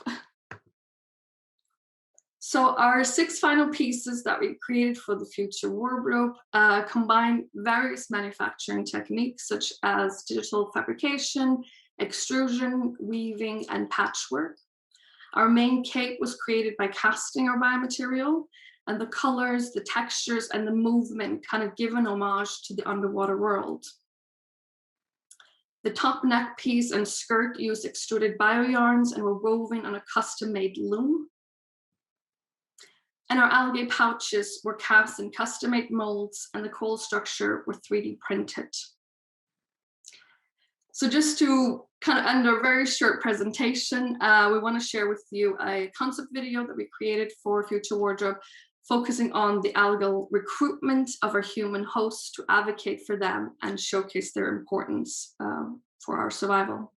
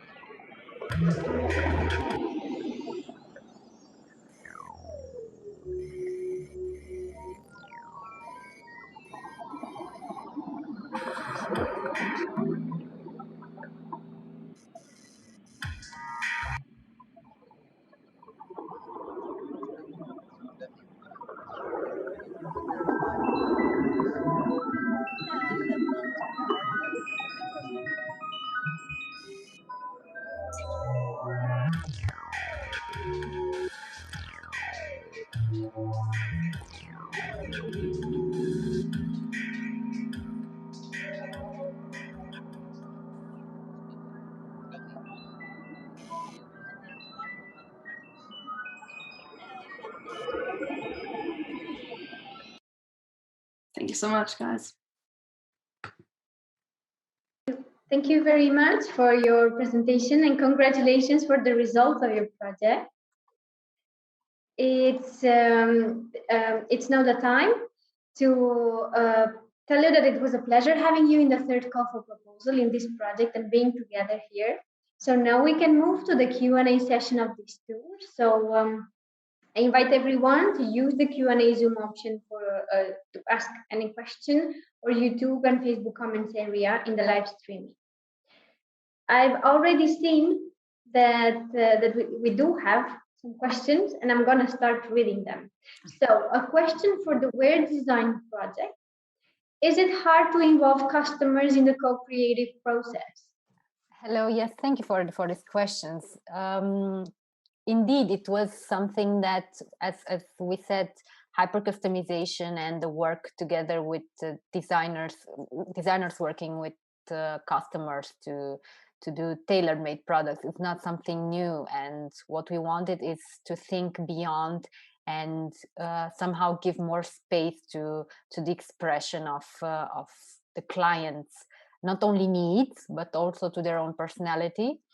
So it is indeed hard to think the entire process so that the client has more chances to be involved in the process. But I think that the more we evolve towards the design industry that looks increasingly towards hyper customization, I think that the easier it will become. So it's still it's a big challenge, at least for us in the project. That's why we also undertook 6 experiments and not more, because it takes time. And all we can say is that each case was unique in its own way. So the client was involved in a different manner in each of the 6 processes. So being so specific and so personalized, it's still a challenge, but we're up to working towards overcoming it. Thank you very much. Another question for kinematic handbag. Will you create a whole connection of handbags with different aesthetics? Well, if you're not here, we can go to the next question.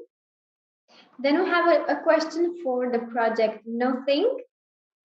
For Maria Clelia, I really like the concept at the base of your project. Which kind of distribution are you planning for your mini collections? Will we see them in shops? Well, I am planning to create my own e-commerce. I'm working on that, and some other marketplaces, virtual marketplaces for now. So stay tuned and follow Inverso brand, and you will see the distribution channel very soon. Thank you. We are looking forward to that. Thank you. Now let's go to a question for Fresco. How are the users involved in the process of food preservation? One of the listeners is curious to know more about it. Yes, so the thing is, like, in the preservation in frescoes, though, in most of the families, or in some of the families at the end, because our research was quite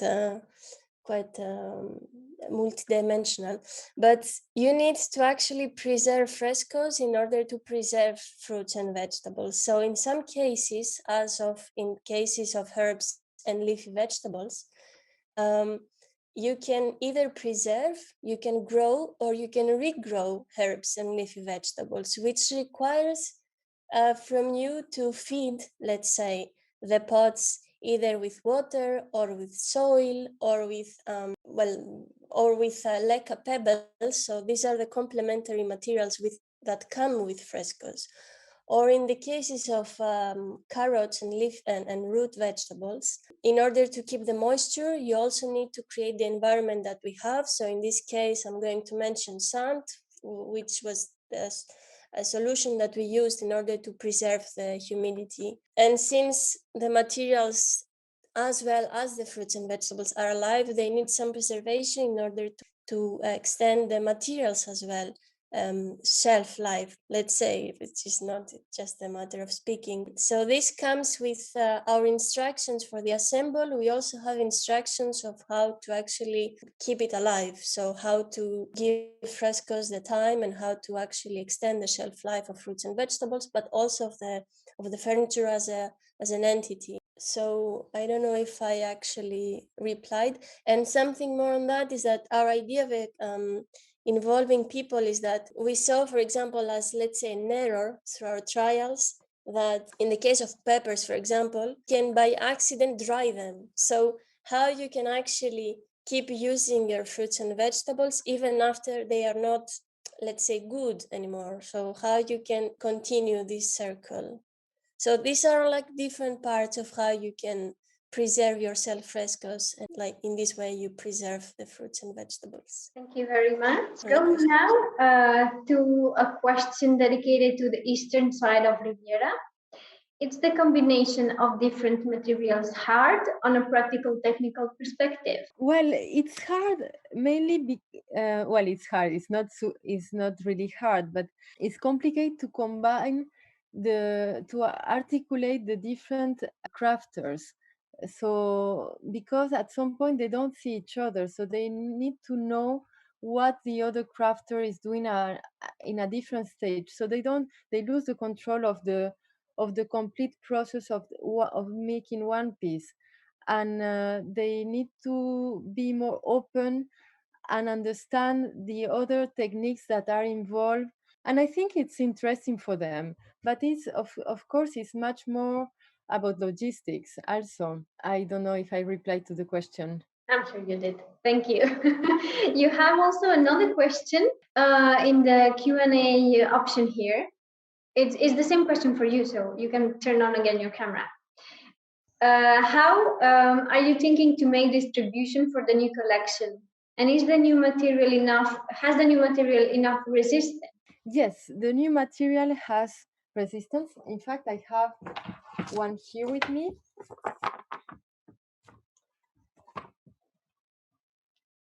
Yes.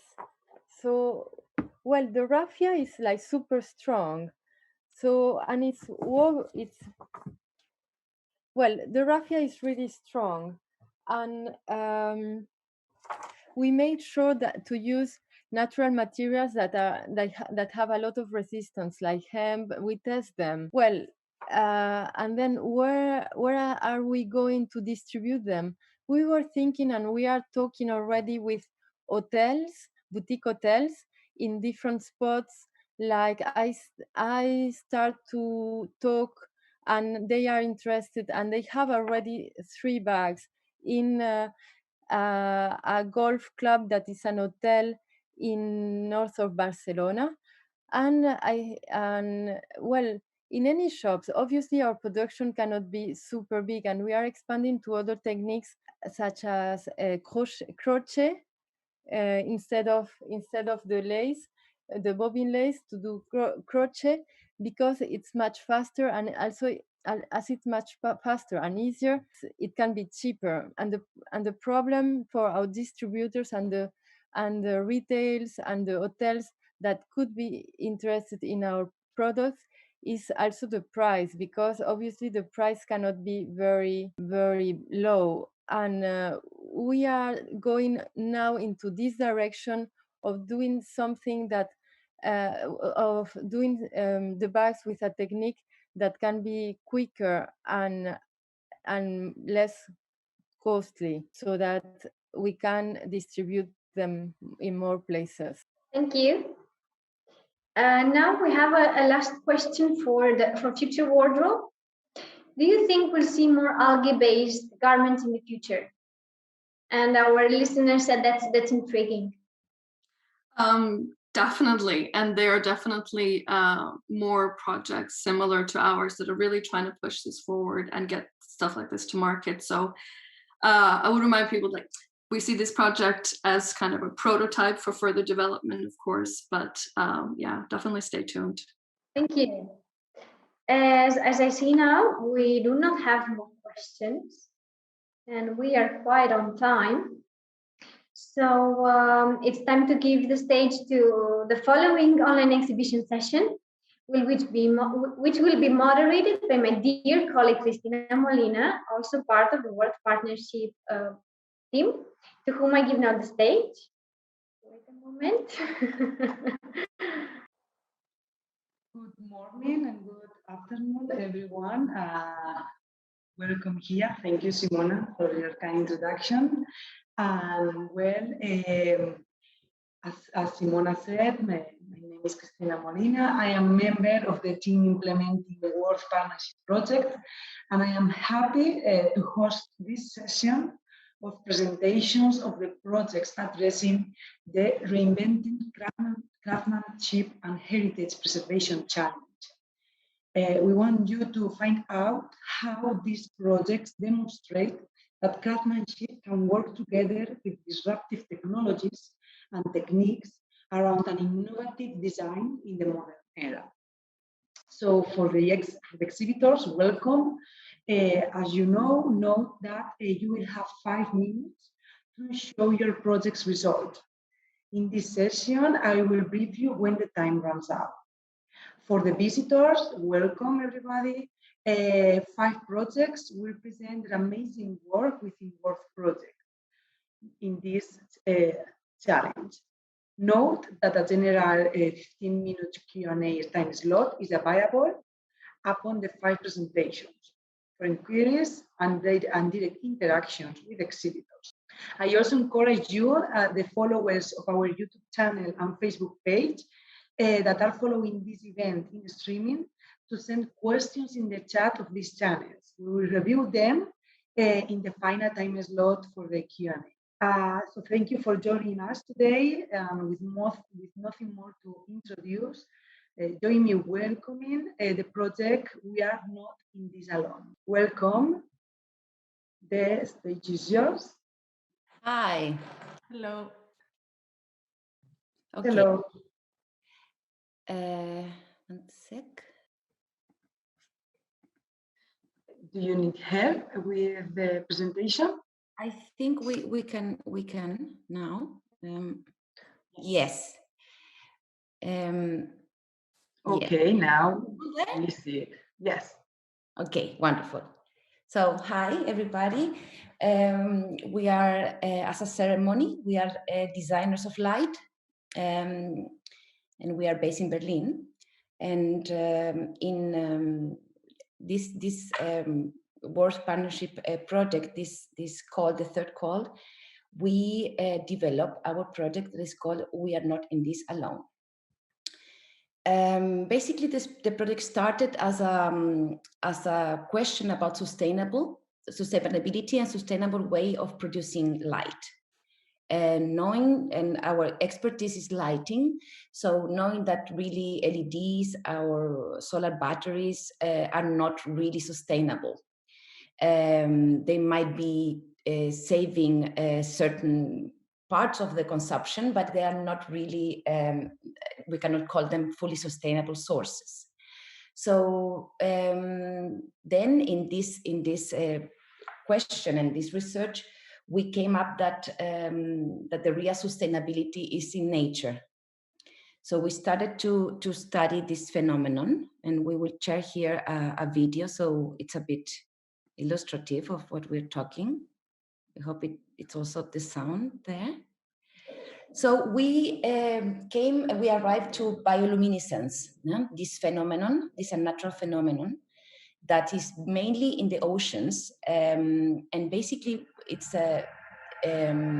this unicellular algae that react emitting light due to the movement on the sea.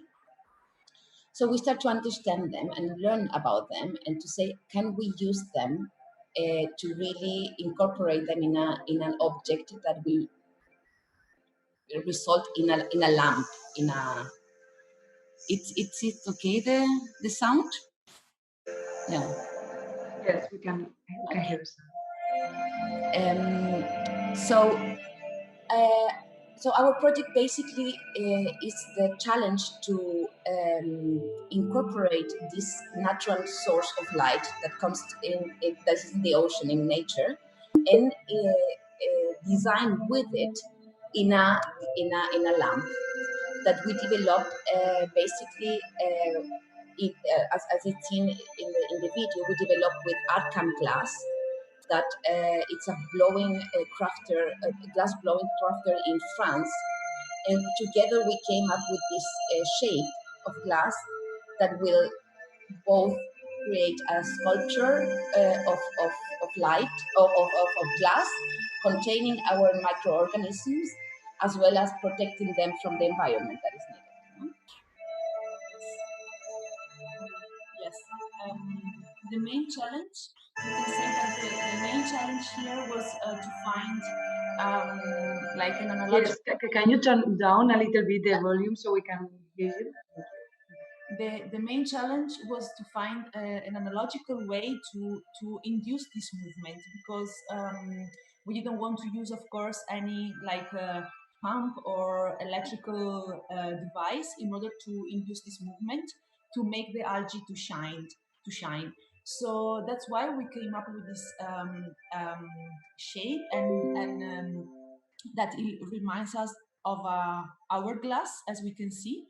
So basically, thanks to gravity, and by turning the lamp, we can have like the flow of the liquid containing the algae, and then the light is induced. Yes. By doing this, we also defined a strong bond not between the microorganisms, so between these algae emitting the light itself, and us humans, because in this lamp, the connection between us humans and the microorganism is at the base of is like fundamental. So without us, there will be no light. We need to be there in order to turn the sculpture and induce the light, and then we can enjoy the light. As we can see in this slide, we see the sculptures, our prototypes that we produced with the Arkham glass. And we can see the day version and the night version, because the algae also, they have an inner kind of clock, so they follow their own circadian rhythm, and they emit light only during the night. So basically they collect the light during the day, like plants with photosynthesis, and so they photosynthesize the light, and then they emit the light during the night with these movements. And here we can see both images. So so here we can see that once we turn the sculpture, the flow of the liquid allows us to enjoy this beautiful light for at least 15 minutes. And also by doing this, we designed the time modules in order to allow the airflow and the liquid flow to enjoy this beautiful light.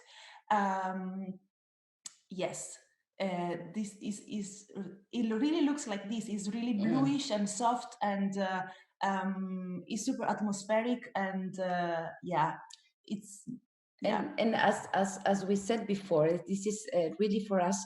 It was the exploration of light from a natural source, about time that is linked with light here and movement, because there is no light without the motion of these algae, and there is no movement without time, and then the activation of this element of this time lamp by the human.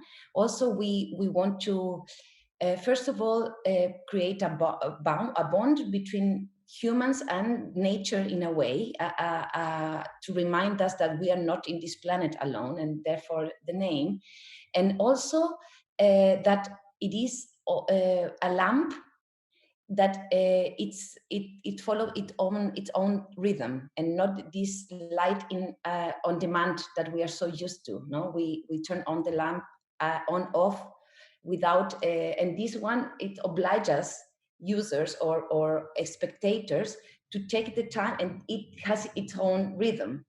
And so this relationship between nature and making us following the nature time is also something that we wanted to explore in the all object, and also the research that is behind it.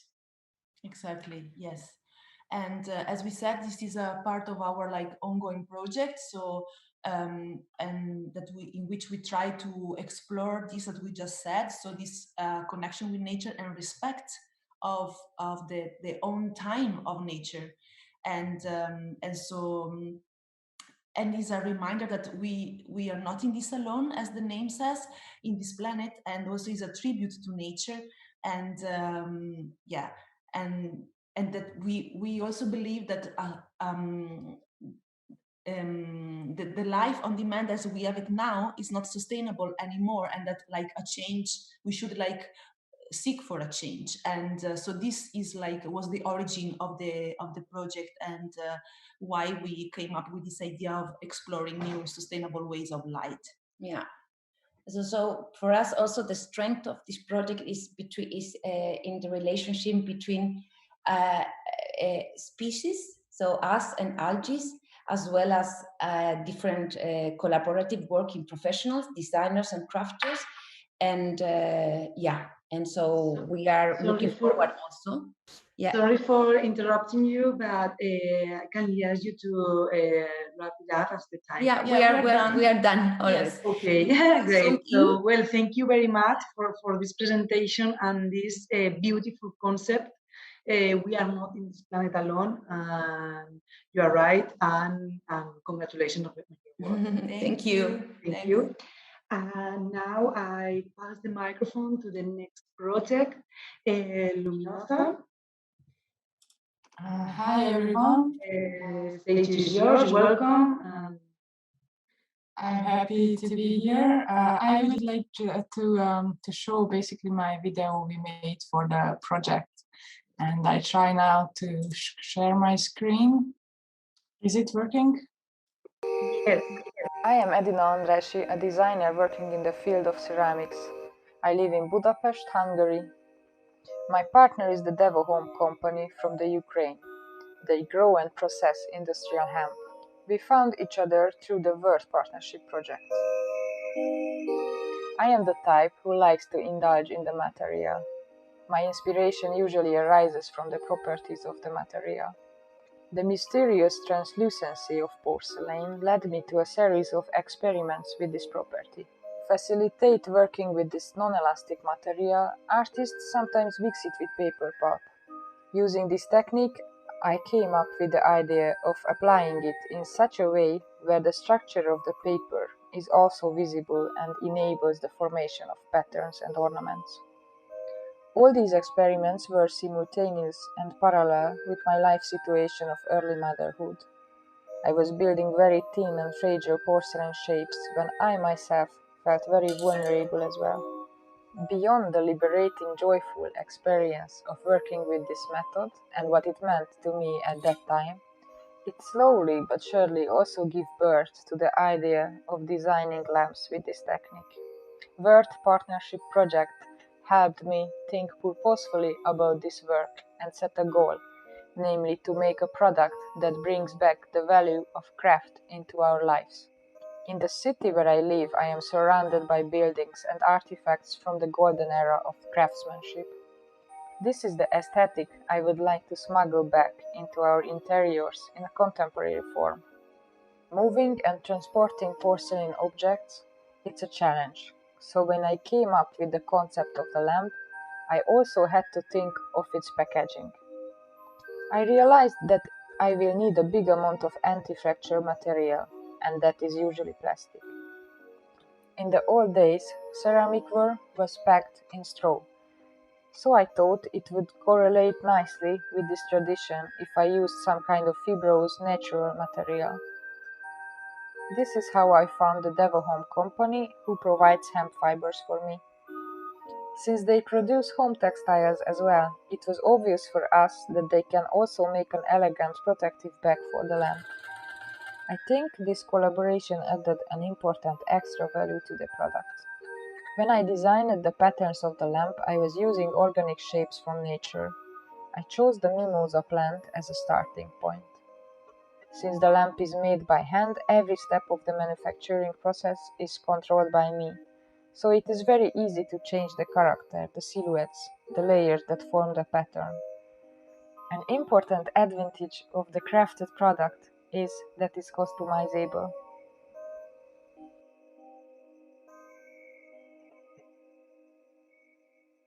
So that was it. I am happy to answer questions if someone is curious for the details. Thank you very much for your video. It was really beautiful, and the product is great. Congratulations on your work. And we will have the time slot for the Q&A at the end of the presentation. So now the turn is for the project Mapu Preto o Som da Terra. The results. Hello, welcome. Okay. We will start. Now the floor is yours. 1 second, we will. That's it? Can you see it? Can you see the screen? Yes, we can see your screen. Okay, perfect. It's fine now. Yeah. Okay. Hello, everybody. It's a pleasure for us to be here. My name is Feline van Dussen, and together with Pablo Ocacho, we are the founders of Documentary Design. And together with our partners, let me see how I change the. Oops. Not yet. Sorry, one less. Here it is. Together with our partners SoundHub from Denmark and Olaria Artantiga from Portugal, we developed the Mapu Preto speakers. We will show you a small video about it. So we'd like to start with a small video where you can see the production process.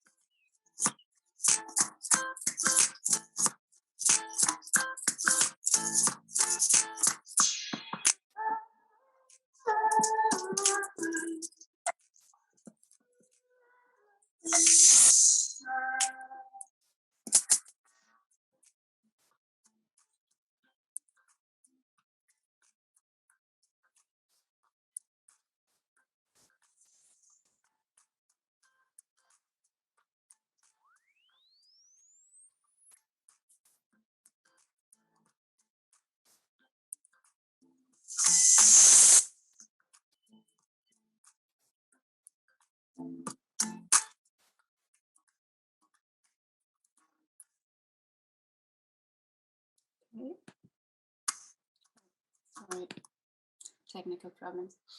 So yeah, crafts all over the world are facing the same challenges. That was our starting point.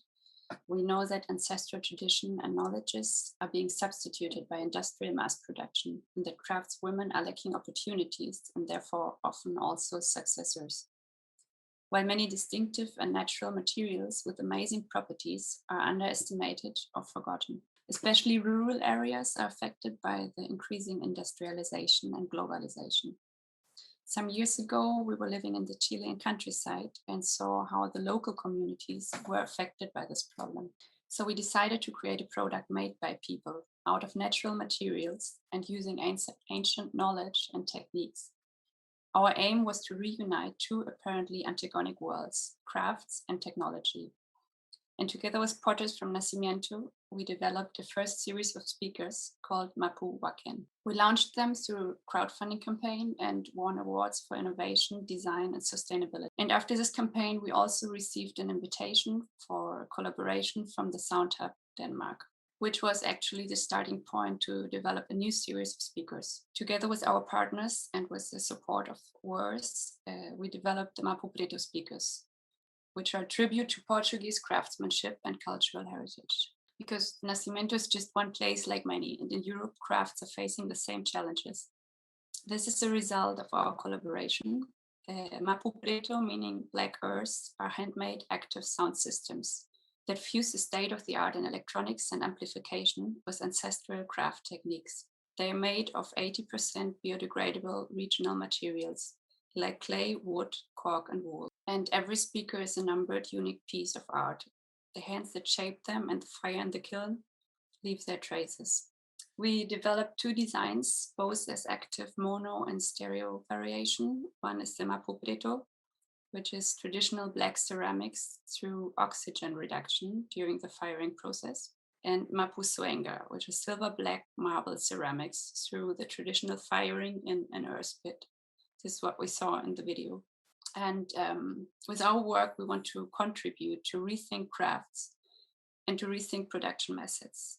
We want to change the existing paradigms of mass production of consumer electronics by creating unique and meaningful objects that are deeply related to the particular materials of the places they come from. We also want to empower craftsmen communities in rural areas and ultimately contribute to the training of a new generation of artisans who keep old manufacturing tradition alive. Because we are convinced that another way of production and consumption is possible. That's it. Thank you. Here's our website and Instagram. And on the website, you can already sign up for the pre-sales of the new series. With a very nice discount, of course. Great, good to know.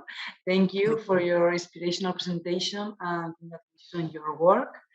Now I would like to pass the microphone to the project Minta. Welcome. Hi. Hello. You can share your work with us. Thank you. Hey, I'm Osha Orban, and I'm a Berlin-based product, surface, and textile designer. And I would like to introduce you Minta, the project I have been working on the past 1 year with my project partner, Makerspace.hu. They are a Budapest-based company with their main focus on education technology. I'm going to share the presentation now. So Minta itself is essentially a structure system based on the art of weaving. The aim was to take this tradition and the innovation and innovate it with technology. The logic of the handicraft is translated into modular multi-layered surfaces that create a unique aesthetic and a customizable design. Creating this modular system, which then must be assembled by hand, we are returning to the roots of the handicraft. So we start off with a tradition, then we innovate it with technology and software, and then by attaching every single piece one by one by hand together, we are returning to the tradition again. At the end result, as the end result of VERT partnership project, we have created an installation. Its purpose is to present the technique through the storytelling of a metamorphosis between terrestrial nature and underwater VERT. In this process, we aim to show the wide range of potential patterns, sizes, shapes, and materials. The goal is to showcase the structure system in multiple applications, such as architecture, product design, interior design, and fashion design. In order to be able to create this installation, we had to take the structure system through several stages of development. Each stage was very essential and crucial in order of creating a structure system which has basically no limitations whatsoever. All of the structures are based on simple line drawings, which then are being modified according to a set of rules. With each development, we have widened the scale of these potential patterns and sizes and shapes. Here are some images of the development stages we reached. You can see the wide range of potential patterns, how geometric can be, also at the same time, how organic as well. We were playing with layering, creating holes in the structures with 3D shapes and double layered patterns. The second important part of our design process I would like to mention was the material development. Because of the way the modules are being attached to one another, the material which we were working had to have quite high tensile strength, flexibility, and it also had to be cuttable by laser. In the end, well, first we started researching the market for potential materials, but we couldn't find the materials with the right properties. So we decided to start experimenting and developing our own materials.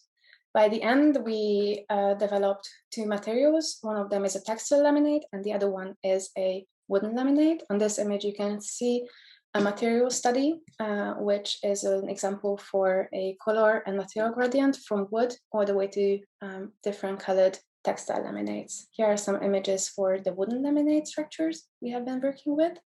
We have used walnut wood and cherry wood. As for the installation design, we created a strong base. We have developed a structure system, which can be implemented in a wide range of different scenarios, starting from interior design to fashion design. With the installation, we wanted to show this potential. The installation itself is built out of three parts. One of them is the wall design, which can be interpreted as a wall, as a room divider, or as a facade. The second one is the floor piece, which can be interpreted as a carpet or a floor laying sculpture. And the third one is a garment. Here's an image of the full installation. Right now, Minta is at the point where it could be taken down many different routes. Each of them are very exciting for its own reasons. However, as for now, we are aiming to further develop the project into the direction of interior design, architecture, and product design, be it a large-scale public installation, a wall structure dividing spaces, or a limited edition furniture design collection. The goal is to keep developing the structures, to try and develop more materials, and to push our own boundaries, to create extraordinary surfaces by, well, via new projects and hopefully a lot of collaborations. Thank you. Thank you very much for your great presentation and congratulations on your work, really beautiful. The turn is now for a fine bomber jacket. Hi everyone. Welcome. Can you hear me well? Yes, we can hear you. Perfect. Sorry for wearing the headphones, but the sound is much better for you if I wear them. Thanks a lot for giving us the opportunity to present our project, which is called the Fine Bomber Jacket, which consists of our brand name, which is Fine, and the bomber jacket, which is our highlight product, or has always been our highlight product in the last 4 years in our collection. And we started this project because the main goal of Fine, and the reason why we founded it 4 years ago, was to speed up the transition to sustainable fashion. So from conventional fashion to sustainable fashion. And in order to achieve that, we've always followed two paths. One was the creativity path, where we try to develop something new, something exciting. And on the other side, we try to find sustainable alternatives to existing products. And specifically to products that already love. And that's why Fine has always been focusing on finding innovative ways to recreate something that people already buy, because we never wanted to be another brand that increases the consumption, but actually to replace conventional consumption. And that's why we looked at the bomber jacket. And in the past, it's always been a problem to create a bomber jacket which is not plastic, but at the same time keep the same look and feel. It's always looked, maybe you've seen it. We also produced it once. It's very difficult to see it on through the camera, but it's basically a blouson. It's not really a bomber jacket. And we did this in the past. We're no longer selling it because we realized that this is not what people are looking for. People are looking for something that looks like plastic, more like plastic. It gives them this nice bomber jacket feeling, but ideally is sustainable. And that's why sorry, Andrew, are you Yes. sharing a presentation? No, not yet. Okay, no, okay. no. I will show you something. Because I have all the products here. It's all finished products. And that's why we developed with our partners in Portugal, namely our manufacturer and textile fabric producer. We developed a new way of mercerizing, which is basically a treatment of the surface of organic cotton fabrics to make it look like plastic, or make it look more like plastic, which then allowed us to come up with a new bomber jacket that looks like a bomber jacket. And now I will share with you my screen. I'm not showing a video because, as I said, the product is already there. We started selling our bomber jackets, our new bomber jacket last year, April. So basically right in when the pandemic started. And we've since developed it. We worked with our customers to get feedback, to see what they like about it, what they don't like about it. We had different collaborations where we added prints, like in this version. And as a final step, we came up with version 2, because for us, this bomber jacket is a process that eventually will end in the perfect sustainable bomber jacket. And tomorrow, so that's coincidence, we will launch the second version, which is basically includes all the feedback that we've gathered from our customers, and it will be launched tomorrow. And at the same time, we're already looking at the next step. We have developed an even better fabric that looks even more like plastic. So we want to really get to this point where people have the feeling that they're buying the evergreen bomber jacket from the 70s or the 60s, but actually wear a sustainable jacket. By the way, this jacket is already certified by the Global Organic Textile Standard. We are the first brand that uses this fabric in a mercerized and sustainable way. That's about it. Okay, well, thank you for the presentation and congratulations on the launching of your collection tomorrow, and good luck. Well, last but not least, we have the project HIH. Welcome. Hi, everyone. My name is Sara. Welcome. Thank you for the invitation. It's really nice to be here. I'm going to share a presentation also. Well, I am maybe a small introduction about myself. I am a textile designer. I'm co-founder and creator of Studio Ilo, a Berlin-based company focused on, or our work focuses on, we build textile machines, and specifically spinning machines, everything open source. So we share our knowledge with the textile community, and we empower creators and designers and small productions to take or make their own production in-house, or small production, yarn production in-house. So we collaborate with a great fashion designer and researcher, Holly McQuillan, based in Borås, and I'm going to show you our work. Before I started, I'm going to show you the concept as a video because I think it's quite complex and you can have a better understanding. Is it working? We want to produce the first zero-waste whole garment collection. This is why we developed a completely new zero-waste manufacturing system. We connect separate production steps into one workflow. Design, spin, weave, cut, and wear. Holly McQuillan developed methods for designing garments which can be constructed with standard 3D software. The patterns are designed in 2D, but when cut out, they unfold a 3D form that is ready to wear. By using this design process, it is possible to plan the garment patterns with a minimum of cut-out waste.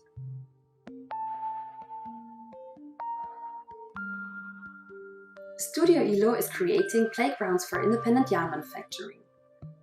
The ILO software allows the user to choose the garment material. After uploading the design pattern, yarn quality can be defined for garment and cutouts separately. Textile size and yarn thickness can be adjusted and the yarn is ready to be spun with the ILO machine.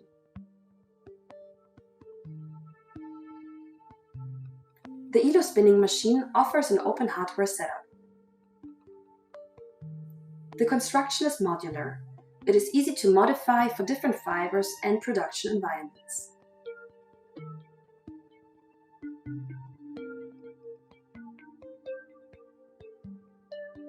Pattern can be woven on a standard jacquard loom. The engineered yarn emerges as a flat textile.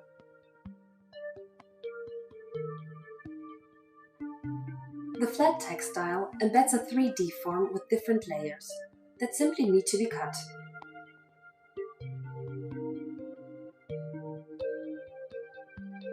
With a small amount of stitching, the garment is complete and ready to wear.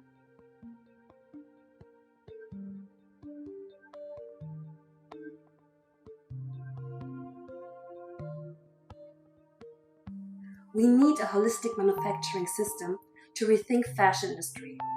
Let's start to produce smarter.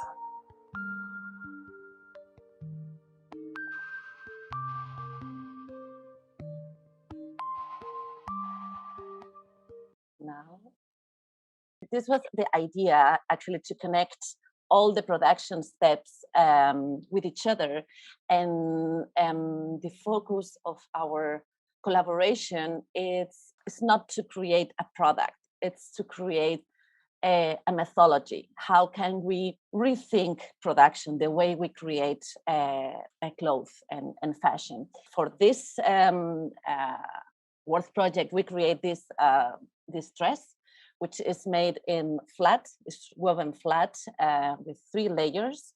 And after cutting, you can extend specific parts of the dress in order to create these 3-dimensional shapes.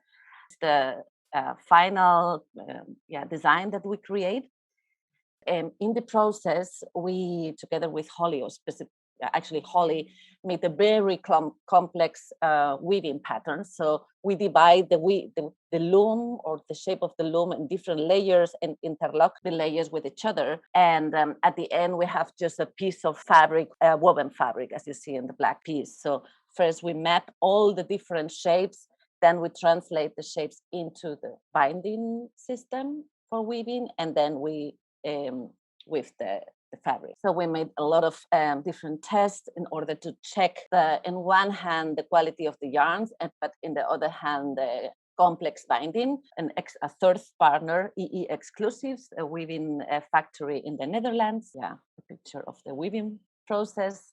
So we also, in Berlin, we updated the spinning machine in order to make the yarns more effective, because we engineered the yarn depending of the layer of the fabric. So if you divide the loom in several layers, you need more density in the yarn. So we compensated this issue with through our yarns. So we updated the machine and create prototype here in Berlin, different qualities of yarns. And we also use here in Berlin a TC2 because of Corona. Of course, we rethink the process in a very creative way. So at the end, we have a very nice results. And because also of Corona, we send also an extra machine to Holly, to Boros. So we kind of like a prototype at the same time in 2 different places. And this is something that actually show us that it's possible to rethink the way we create textiles and make it very flexible, at least for prototyping. This is the final piece. So we wove like 3 panels, 3 dresses. We cut it, the 3 panels, and then we separate the different layers in order to create the shapes, as you see here in the video. So we cut the parts, and then by pulling, we create these 3-dimensional shapes.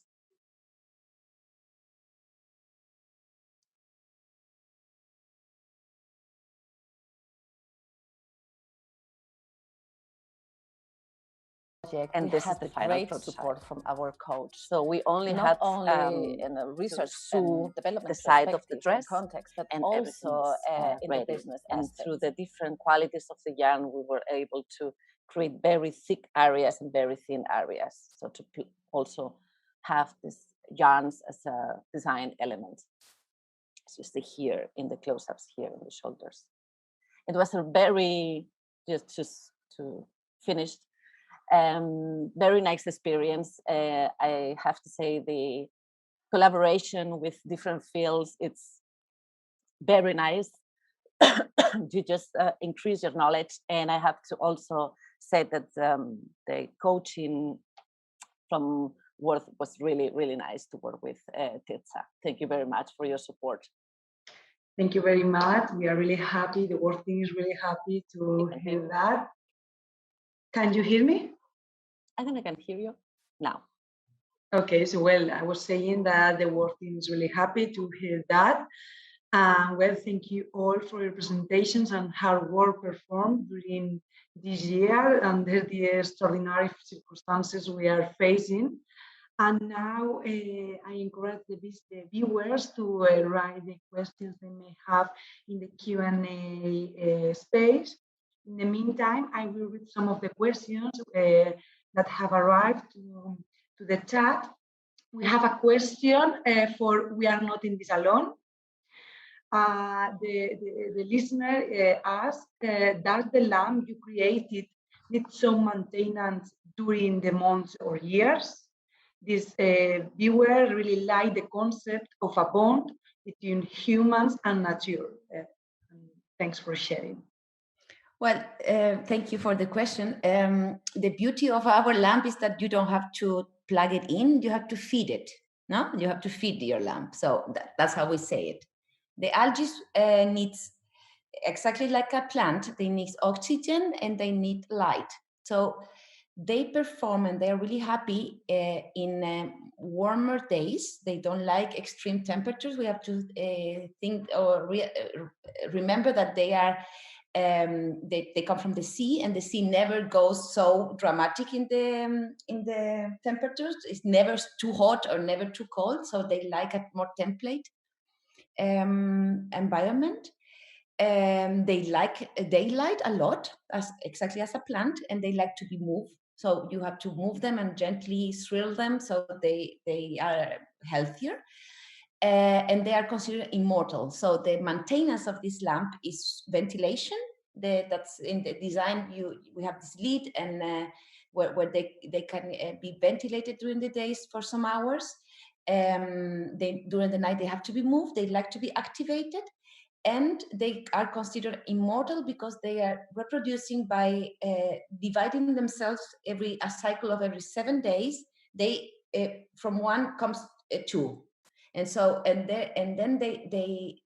then when there is no more surface, kind of where they receive light, the ones that are, when it's overpopulated, so to say, those ones died, but they are keeping reproducing. So basically, it should not be needed to maintain more than ventilation, daylight, and move them.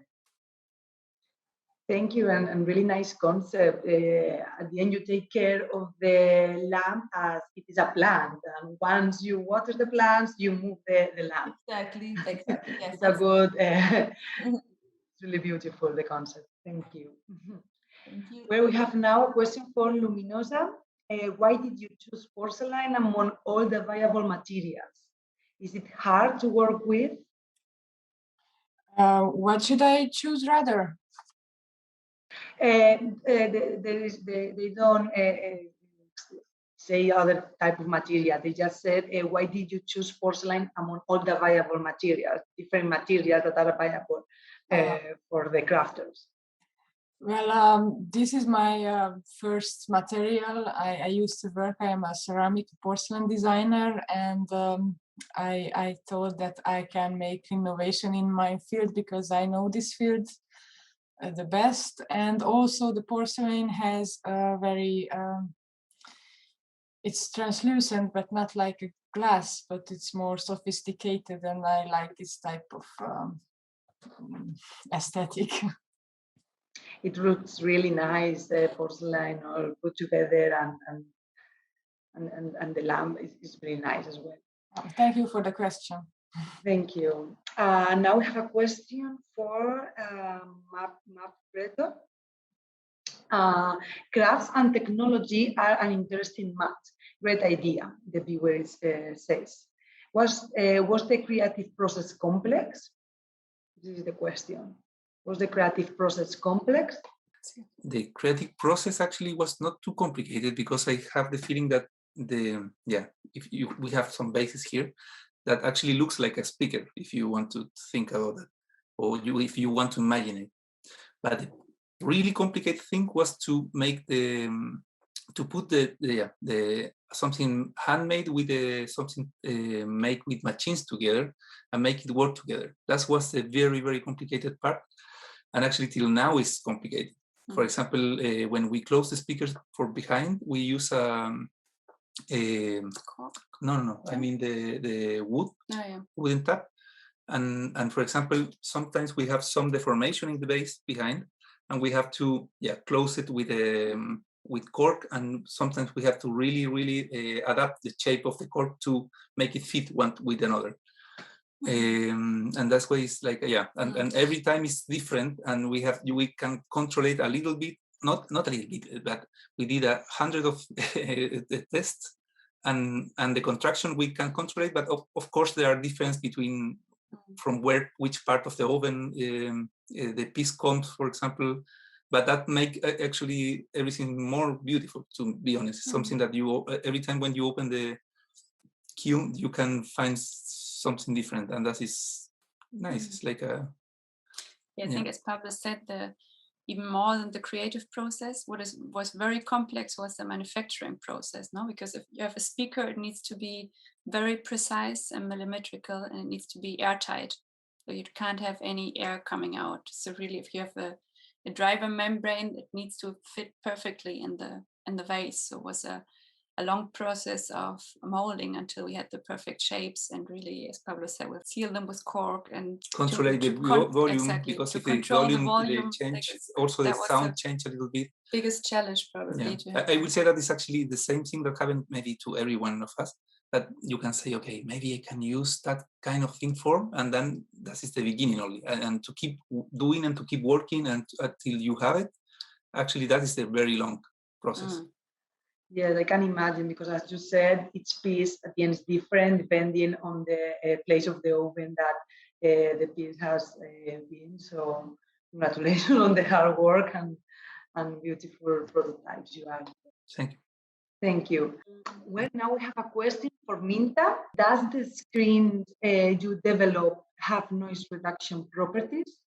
Can it be used in big spaces like co-working offices? That would be really nice. Yeah, so it does have a certain amount of noise cancelling properties, but we are still working on developing materials in order to reach the highest potential possible. And it could be definitely used in co-working spaces. As it is a modular system, it is not limited in size. So meaning it can be anything from this size to 10,000 meters or even bigger. Okay, thank you very much. It is clear. One more question for the project A Fine Bomber Jacket. How did you come to the development of a new type of merchandising? Are consumers aware of the importance of sustainability when evaluating a product? I mean, the process of mercerization was not new. It was already there, but it was not sustainable.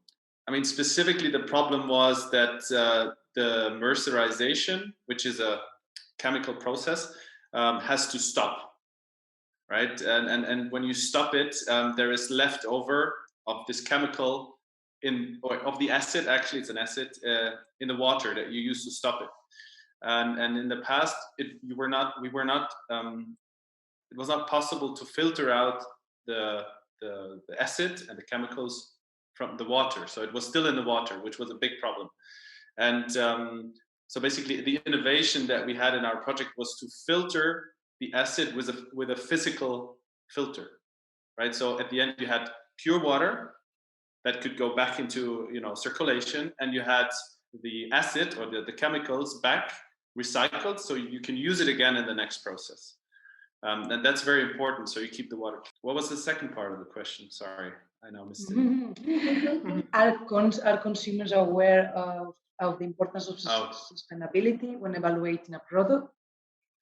Yes and no. I mean, that's one of the biggest challenges, of course, because the part of the consumer, or the percentage of the consumer, the market that really cares about it and really looks into it is very small still. So we're talking about 1 to 2%. People talk about it. That's that's a general thing. But people that actually specifically look for it are still very small. And that's actually the reason why we try to recreate something that they love with a sustainable product.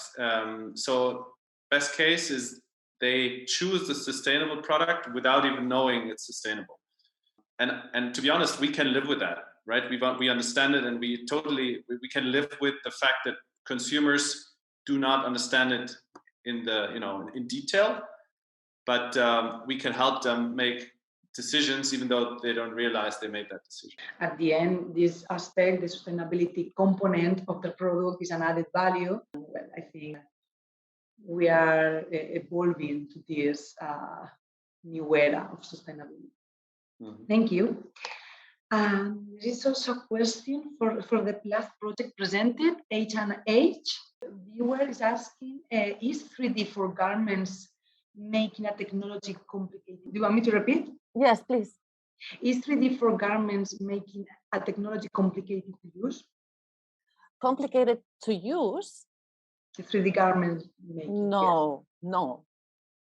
At the end, the shapes are, it's like a similar, of almost the same as traditionally done, even more comfortable. And maybe you know about the 3D knitting. It is like a way to create a knitted garment in one piece, and you don't have seams, so it's very comfortable at the end. It's very easy to use. It's more tricky to produce, but you reduce a huge amount of waste. So, and you create less impact, but you need or you have to use more technology and actually open your production processes, which is maybe sometimes a challenge for the industry, but it's really comfortable. Okay, thank you for your answer. There is one question now from the question is for Som La Terra. Chris saying, I can see some of the technical features already tested. What's coming next and what is missing to reach the commercialization of it? Is this already in the market? Yeah, we started already with the production of the first series together with our partners. And we'll start the pre-sales also very soon now to have close the financing gap to cover the cost of the rest of the production. And we're hoping to, by the end of the summer, to be able to deliver first speakers So it's not on the market yet. It soon will be. Or only now in our website. Exactly. If you can. On the website. So. Thank you very much and congratulations. We have one more question, also for HIH, for Sarah. What kind of value, advantage, experience has sharing your knowledge with the textile community in an open source way? What kind of value, advantage, experience has sharing your knowledge with the textile community in an open source way brought you? And how yes. Yes. And how did this choice come about? So to decide to go for open source and share our technology with the open source community brought us a huge value in terms of knowledge sharing. We create a community where actually were experts that could share experience with us. And also by giving this access to this technology, totally new ideas and projects come up, like to start spinning like crazy materials, or experiment a lot. And for me, very important to be able to spin your own recycled material and force the industry to also start producing these new materials, because now the way how it works is the industry or suppliers force you to buy a specific amount of yarns and so on, and specific qualities. And so we kind of like open a new way of production, and by sharing, we learn a lot from each other. So, and the motivation of this project was for me as a designer, to extend my design process to not only in the textiles, so in the fabrics, but directly with the fibers. So it was a huge change for me, and it's very nice to be able to exchange and this experience and knowledge with the community. Yes, I think this relates directly to this new open innovation model to work all together with different parts of the value chain. Thank you very much for sharing your experience. There is one question also for Som de Terra speaker. I think you can see it in the panelist chat. Andre, yes, I think it's Andre. He's saying, what is the price of the speaker? He couldn't find the info on your website. Okay, so you have answer. For those that cannot see this chat, in the panelists, we will share the link. Okay. Yes. Yeah, we just said the list prices are from 589 euros on, but at the moment with the pre-sales we have a 20% discount. And then I put the link of the homepage, which is mapu-speakers.com. And then when you go to the models, you can see the different models and prices. For all the viewers, you can also go to the World Partnership Project website, and you will see all the profiles of the projects that have been showcased in this showcasing tour, and also the showcasing tour from yesterday and today. Just in case you have more doubts and you want the contact details, you can go to the website and take a look at them. There's a question from Luminosa to Minta. Is there any connection between your project and the Laken design concept? Yeah, so there is no relation to that project. A friend of mine sent her work a few weeks ago. Basically, we have the same background. So I was studying woven fabric design and textile design, and the designer of Laken was doing the same. So I think we have a really similar aesthetic to it. But whereas she's weaving them, I am working with 3D laser cutters and a structure system which basically holds itself. Okay, thank you. So thank you very much to all the partners that have presented the project and the attendance. We have finished this part of this live showcasing virtual tour. Remember that we have a new live showcasing virtual tour this afternoon at 3 p.m. In the same link with 3 p.m., you will have the chance to see more amazing and inspirational work projects addressing different European challenges. Have a nice lunch and see you in 2 hours in the same Zoom. Thank you. Bye.